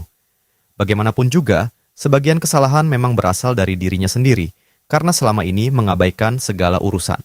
Dengan tenang, Lucian mengakui bahwa ia memahami alasan tersebut dan tidak berniat memperdebatkannya. Namun, ada satu hal yang sama sekali tidak bisa ia terima. Sebagian besar dana tambahan yang dijamin oleh ayahnya ternyata digunakan untuk menaikkan gaji para pelayan. Lucian sudah memastikan sendiri hal itu. Mengingat para pelayan telah banyak menderita akibat kelalaiannya selama ini, ia masih bisa menganggap kenaikan gaji itu sebagai bentuk kompensasi yang pantas. Akan tetapi, ada sesuatu yang tidak masuk akal. Jika memang begitu, mengapa gaji Hans justru dipotong? Mengapa bukan dinaikkan seperti yang lain? Lucian menanyakan hal tersebut secara langsung dan meminta penjelasan. Jenny memandang Lucian seolah sedang melihat seseorang yang tidak berarti apa-apa. Dengan ekspresi santai, ia mengatakan bahwa kemungkinan besar telah terjadi kesalahan. Bagaimanapun juga, mengurus begitu banyak pekerjaan dan tuntutan membuat seseorang mudah kehilangan fokus. Menurut Jenny, hal seperti itu bisa saja terjadi. Lalu ia berbalik kepada para pelayan lain dan meminta mereka menjadi saksi atas betapa keras dirinya bekerja selama ini. Para pelayan yang berada di sana langsung terlihat gugup. Dengan wajah penuh ketakutan, mereka buru-buru mengangguk dan membenarkan perkataan Jenny.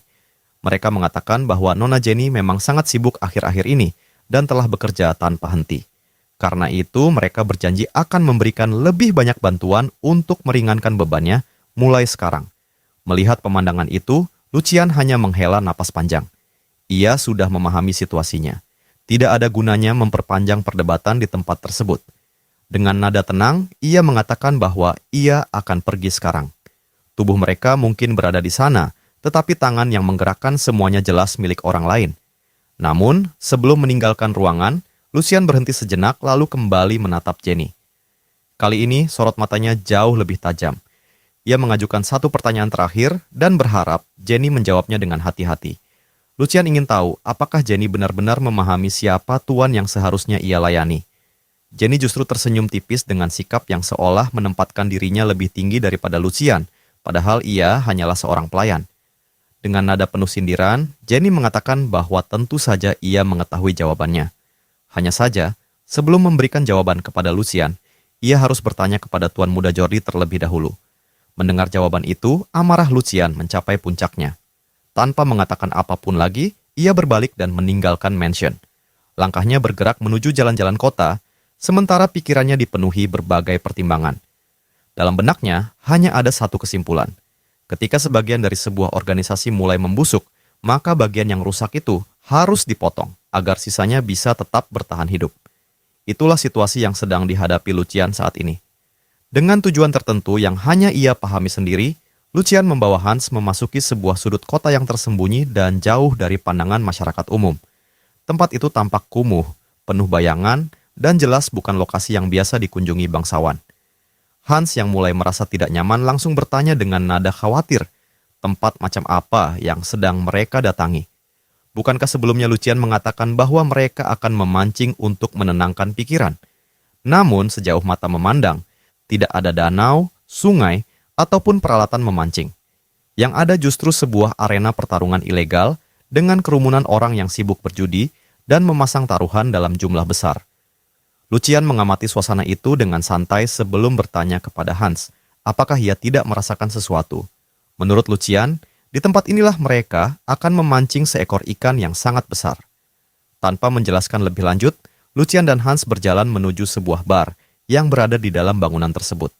Begitu mereka tiba, penjaga bar langsung menatap mereka dengan sinis, lalu mengatakan bahwa tempat ini bukan tempat bermain anak-anak.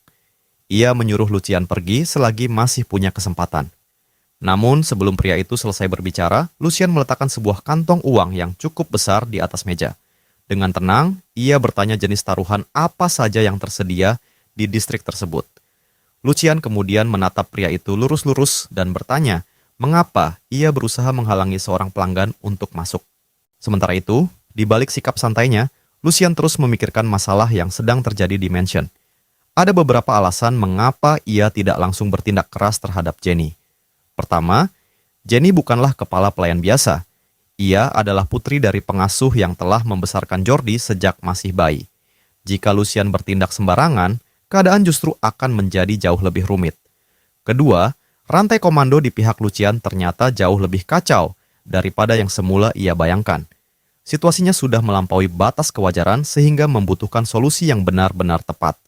Dan alasan terakhir yang paling penting adalah tidak mungkin Akduk tidak mengetahui semua kekacauan ini. Dengan kata lain, pria itu sengaja membiarkan masalah tersebut berkembang sebagai ujian untuk Lucian. Jika memang demikian, maka Lucian harus membuktikan bahwa dirinya mampu menyelesaikan semuanya dan menundukkan setiap orang yang mencoba menghalanginya. Di tengah hiruk-pikuk perjudian yang berlangsung, Lucian terus memperhatikan gerakan tangan lawan-lawannya. Dalam benaknya hanya ada satu tujuan. Ia akan menyelesaikan masalahnya sekaligus menghasilkan banyak uang. Putaran demi putaran berlalu dengan hasil yang sama. Lucian terus menang tanpa henti. Orang-orang di sekitarnya mulai berbisik satu sama lain sambil menatap bocah itu dengan tidak percaya. Menurut mereka, anak tersebut sangat beruntung karena berhasil memenangkan begitu banyak ronde secara beruntun. Tak lama kemudian, salah satu lawan Lucian akhirnya menyerah setelah hampir kehilangan seluruh uangnya. Dengan wajah putus asa, pria itu menyatakan bahwa ia berhenti bermain. Lucian justru terlihat kecewa dan bertanya mengapa ia menyerah sekarang. Menurut Lucian, permainan baru saja mulai menjadi menarik. Ia bahkan menyuruh pria itu bertahan sedikit lebih lama. Tentu saja lawannya langsung menolak dan mengatakan bahwa dirinya lebih baik pergi sebelum kehilangan segalanya. Di sisi lain, Hans yang menyaksikan seluruh kejadian itu tidak mampu menyembunyikan keterkejutannya. Ia sama sekali tidak mengerti kapan Lucian menjadi sehebat ini dalam permainan taruhan. Sementara Hans masih sibuk kebingungan, Lucian dengan santai meminta ronde berikutnya dimulai. Ia bahkan bertanya, apakah masih ada orang lain yang cukup berani untuk bermain melawannya. Dari semua rumor yang pernah ia dengar tentang tempat ini, ternyata kemampuan para penjudi di sana hanya sampai sebatas itu. Namun, dalam hati, Lucian tahu bahwa semuanya telah berjalan sesuai rencana. Setelah menguras uang para penjudi kecil, sudah waktunya target utamanya muncul. Dan benar saja, beberapa saat kemudian pintu utama arena terbuka lebar. Lucian mengangkat pandangannya dan melihat sosok yang selama ini ia tunggu akhirnya muncul. Seorang pria bertubuh besar melangkah masuk dengan aura yang menekan seluruh ruangan. Pria itu segera menghampiri Lucian sambil menyampaikan permintaan maaf karena terlambat menyambut tamu penting seperti dirinya. Dengan sikap sopan yang tampak dibuat-buat, pria tersebut memperkenalkan diri sebagai Hugo, orang yang bertanggung jawab atas seluruh tempat ini. Hugo kemudian menjentikan jarinya. Sang bartender langsung memahami maksud perintah tersebut dan mengumumkan kepada seluruh pengunjung bahwa tempat ini akan ditutup lebih awal karena keadaan tertentu yang tidak dapat dihindari. Ia meminta maaf atas ketidaknyamanan yang terjadi dan berjanji akan memberikan pelayanan yang lebih baik saat mereka datang kembali nanti. Melihat seluruh pelanggan dipaksa pergi begitu saja, Lucian hanya tersenyum tipis dan mengatakan bahwa keputusan itu pasti sangat membuat tidak nyaman bagi para tamu lainnya. Hugo membalas dengan senyum yang sama tenangnya. Menurut Hugo, itu hanyalah harga kecil yang harus dibayar agar tuan muda Lucian bisa merasa lebih nyaman. Lucian memperhatikan pria itu dengan seksama. Sudah lama ia tidak keluar rumah, tetapi Hugo ternyata mampu mengenalinya hanya dengan sekali lihat. Lucian mengakui bahwa Hugo memang memiliki mata yang tajam. Namun menurutnya, seseorang tidak mungkin bertahan lama di dunia seperti ini hanya dengan penglihatan yang baik. Ia juga harus memiliki insting yang luar biasa. Hugo kembali meminta maaf karena terlambat menyambut Lucian. Namun Lucian tidak terlalu peduli dengan hal itu. Ia mengatakan bahwa dirinya hanya datang untuk mencari hiburan dan menghirup udara segar. Mendengar jawaban tersebut, Hugo tertawa kecil lalu berkata bahwa apa yang dilakukan Lucian hari ini benar-benar luar biasa. Sudah sangat lama sejak ia melihat seseorang mengumpulkan uang sebanyak itu dalam waktu sesingkat ini. Karena itulah Hugo mengajukan sebuah usulan. Jika Lucian tidak keberatan, ia ingin menjadi lawan Lucian secara langsung. Lucian langsung bertanya apakah Hugo benar-benar ingin bermain secara langsung. Hugo menjawab bahwa tentu saja demikian. Ia mengakui bahwa kemampuannya mungkin tidak akan mampu mengalahkan Lucian, tetapi sebagai orang yang mengelola tempat ini, ia memiliki beberapa trik khusus yang mungkin cukup untuk mengisi waktu. Lucian menerima tawaran itu tanpa ragu sedikit pun. Sementara itu, Hans yang berdiri di belakang Lucian semakin gelisah. Ia berulang kali memohon agar mereka segera pulang. Menurut Hans, mereka sudah memperoleh begitu banyak uang, sehingga tujuan mereka seharusnya sudah tercapai. Selain itu, ia memiliki firasat yang sangat buruk terhadap pria bernama Hugo tersebut. Selama bertahun-tahun bekerja di istana, Hans telah melihat banyak orang berbahaya. Karena itulah ia cukup yakin bahwa Hugo termasuk salah satu dari mereka. Lucian melirik Hans sekilas dan dalam hati mengakui bahwa pelayannya itu memang bukan orang biasa. Hans memiliki insting yang sangat tajam, terutama ketika menilai seseorang. Dan kali ini, firasat Hans benar 100%. Pria yang berdiri di hadapan mereka bukan sekedar pemilik tempat perjudian biasa. Ia adalah Hugo si Hiu Hitam, nama yang sangat terkenal di dunia bawah. Gelar itu diberikan kepada seseorang yang telah menaklukkan kegelapan dan menjadikannya wilayah kekuasaannya sendiri.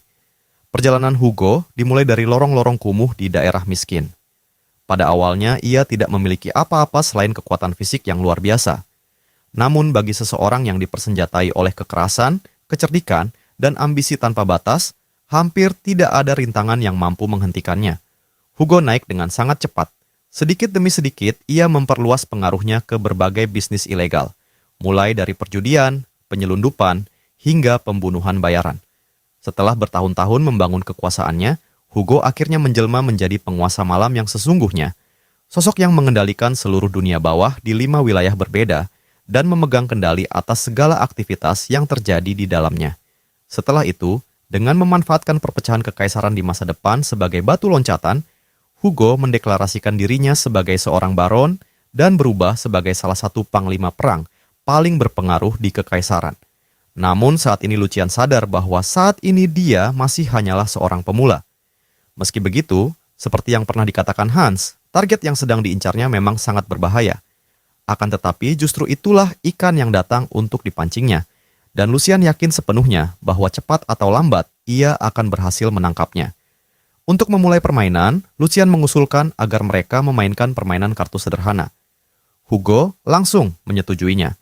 Bahkan Hugo mengatakan bahwa ia tidak akan membatasi besarnya taruhan karena tidak ingin tuan muda yang datang langsung ke tempat ini merasa bosan. Mendengar itu, Lucian tersenyum puas dan mengatakan bahwa inilah tepat seperti yang dibutuhkannya. Akhirnya ia menemukan seseorang yang benar-benar sejalan dengannya. Hugo membalas bahwa hal itu merupakan sebuah kehormatan baginya. Dalam hati, Hugo menganggap Lucian hanyalah bocah bangsawan biasa yang terlalu percaya diri karena nama besar keluarganya. Pada saat yang sama, Hugo tidak menyadari bahwa percakapan yang baru saja mereka lakukan akan menjadi awal dari kehancurannya sendiri, dan bagi Lucian tidak ada situasi yang bisa lebih sempurna dari itu. Hugo sama sekali tidak mengetahui bahwa dirinya sedang dipancing masuk ke dalam perangkap. Dalam pikirannya, bocah seperti Lucian hanyalah tipe orang yang akan semakin tenggelam semakin banyak ia kalah. Hari ini, Hugo berniat menguras habis segala yang dimiliki pemuda itu hingga tak tersisa sedikit pun. Selama semuanya berjalan sesuai rencana, ia tidak perlu mengkhawatirkan apapun lagi. Namun tepat ketika Hugo sedang memikirkan hal tersebut, Lucian tiba-tiba memotong lamunannya, menanyakan di mana tata krama Hugo. Hugo pun bertanya apa masalahnya. Lucian menjawab bahwa sebenarnya tidak ada masalah besar, tetapi sebelum mereka mulai bermain, ada satu pertanyaan yang ingin ia ajukan. Hugo dengan santai mempersilahkannya bertanya apa saja yang diinginkan. Lucian lalu mengatakan bahwa ini memang pertemuan pertama mereka, tetapi ia cukup menyukai Hugo. Menurut Lucian, seseorang bisa mengetahui banyak hal tentang seorang pemimpin hanya dengan melihat bagaimana bawahannya bertindak. Meskipun tempat ini beroperasi secara ilegal, mengelola operasi sebesar ini jelas bukan pekerjaan mudah. Jika Hugo benar-benar telah melampaui batas yang diizinkan, para atasannya pasti sudah lama mengetahuinya dan menyingkirkannya tanpa ragu. Mendengar itu, Hugo menjawab bahwa ia sangat memahami posisinya dan akan memastikan dirinya tidak menimbulkan masalah bagi orang-orang di atasnya. Namun Lucian hanya tertawa kecil dan memintanya untuk tidak terlalu khawatir. Ia memang berasal dari keluarga Waldeck, tetapi ia bukan orang yang picik. Karena itu, Lucian ingin Hugo menjawab satu pertanyaan dengan jujur. Kapan sebenarnya ia berencana memulai operasi dalam skala besar? Pertanyaan itu langsung membuat Hugo sedikit gugup. Dengan nada hati-hati, Hugo bertanya apa sebenarnya yang dimaksud Lucian. Sementara itu, Lucian menatapnya tenang dan mengatakan bahwa Hugo pasti tahu apa yang sedang dibicarakannya. Ia sedang membahas proyek yang diam-diam sedang dijalankan Hugo, sesuatu yang akan membuat siapapun terkejut jika mengetahuinya. Lucian kemudian mengungkapkan bahwa ia tentu saja mengetahui keberadaan zat halusinogen ilegal tersebut. Dalam sekejap, seluruh ruangan menjadi sunyi. Semua mata langsung tertuju kepada Lucian. Hans yang berada di sana membeku tanpa kata-kata karena gugup. Sementara itu, Hugo menatap Lucian dengan ekspresi serius sebelum bertanya apa yang sebenarnya sedang dibicarakan oleh tuan muda itu. Apa maksudnya dengan halusinogen? Benda apa sebenarnya yang dimaksud? Lucian menjawab dengan tenang bahwa Hugo sudah mendengarnya dengan jelas, jadi tidak ada alasan untuk menanyakannya lagi. Lucian kemudian menanyakan apakah Hugo tidak diperintahkan oleh keluarga Markis Logrin untuk mengguncang stabilitas keluarga Waldeck melalui penyebaran obat-obatan ilegal. Lucian bahkan menyindir bahwa sangat mengejutkan melihat seorang markis sampai mengeluarkan perintah serendah itu. Menurutnya, ada batas tertentu yang seharusnya tidak pernah dilanggar, bukan begitu? Ucapan itu membuat Hugo semakin gelisah. Namun Lucian belum selesai. Ia meminta Hugo untuk menunggu sebentar karena jika dipikir-pikir, justru Hugo adalah sosok yang paling mengesankan dalam seluruh urusan ini. Bagaimanapun juga, Hugo memiliki keberanian luar biasa untuk melakukan tindakan semacam itu tepat di wilayah keluarga Waldeck. Lucian mempertanyakan siapa lagi yang memiliki nyali sebesar itu. Sebab jika sesuatu sampai berjalan salah dan Hugo tertangkap, maka seluruh pihak yang berafiliasi dengan keluarga Waldeck pasti akan menuntut agar tubuhnya dicincang menjadi potongan-potongan kecil. Tidak akan ada satu orang pun yang menunjukkan belas kasihan kepadanya. Dalam hati, Lucian tahu bahwa pikiran Hugo pasti sedang kacau balau sekarang. Rencana yang selama ini dijaganya dengan sangat hati-hati, sebuah rencana yang kegagalannya berarti kematian, tiba-tiba terbongkar di hadapan kelompok terburuk yang mungkin mengetahuinya, yaitu keluarga Waldeck sendiri. Pada garis waktu masa lalu, insiden ini sebenarnya tidak akan terungkap selama lebih dari 2 tahun. Saat itu, Archduke baru menerima laporan bahwa narkotika mulai menyebar ke seluruh wilayah kekuasaannya. Meskipun Archduke berhasil menyerbu berbagai markas operasi, Hugo sudah lebih dulu melarikan diri dari kota. Pengalaman pahit yang pernah dialami Jack di masa lalu ternyata benar-benar memberikan keuntungan besar baginya sekarang. Dengan susah payah menenangkan diri, Hugo mencoba membela dirinya. Ia mengatakan kepada Lucian bahwa pasti telah terjadi kesalahpahaman. Namun, Lucian langsung mempertanyakan apa yang dimaksud dengan kesalahpahaman. Hugo buru-buru menjelaskan bahwa dirinya hanyalah seorang pria yang mencari uang melalui usaha kecil. Bagaimana mungkin ia terlibat dalam perdagangan narkotika?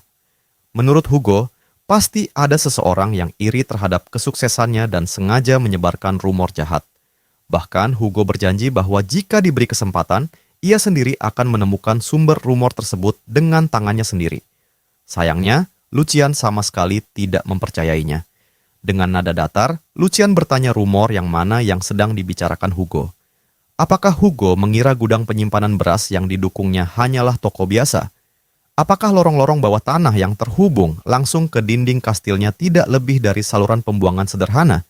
Setelah itu, Lucian menegaskan bahwa ia akan menanyakan pertanyaan yang sama untuk terakhir kalinya, karena ia sangat membenci mengulang perkataan. Lucian ingin mengetahui sampai di tahap mana operasi tersebut telah berjalan saat ini. Mendengar semua itu, Hugo menjadi jauh lebih panik daripada sebelumnya. Akhirnya, ia menyadari kenyataan yang mengerikan. Lucian bukan hanya mengetahui bisnis toko palsu yang digunakannya, tetapi juga mengetahui jalur-jalur rahasia yang selama ini disembunyikan. Itu berarti Lucian mengetahui segalanya. Dalam situasi seperti ini, tidak ada alasan atau kebohongan yang bisa menyelamatkannya lagi. Pikiran gelap pun mulai muncul di benak Hugo. Jika semua sudah terbongkar, mungkin satu-satunya jalan keluar adalah membunuh Lucian di tempat. Bagaimanapun juga, Lucian hanyalah seorang bocah bangsawan yang datang tanpa pengawal. Menyingkirkannya seharusnya tidak membutuhkan lebih dari satu serangan. Namun sebelum Hugo sempat bertindak, Lucian kembali berbicara. Dengan suara tenang tetapi penuh tekanan, Lucian menyarankan agar Hugo berpikir baik-baik sebelum melakukan sesuatu yang gegabah. Saat ini, taruhan yang sedang dipertaruhkan Hugo bukanlah uang, melainkan nyawanya sendiri. Karena itulah, mengingat posisinya sekarang, Hugo harus mempertimbangkan setiap langkah dengan sangat hati-hati. Saat itu Hugo benar-benar menyadari betapa terpojok dirinya. Dalam hati ia mengutuk kebodohannya sendiri. Apa sebenarnya yang sedang dipikirkannya? Mengangkat tangan terhadap putra keluarga Waldeck sama saja dengan memohon kematian, bahkan mungkin siksaan yang jauh lebih mengerikan daripada kematian itu sendiri. Hugo tahu bahwa apapun yang terjadi, ia harus bertahan hidup. Karena itulah ia menelan seluruh harga dirinya dan segera berlutut di hadapan Lucian. Dengan suara gemetar, Hugo memohon agar Lucian berkenan mengampuninya.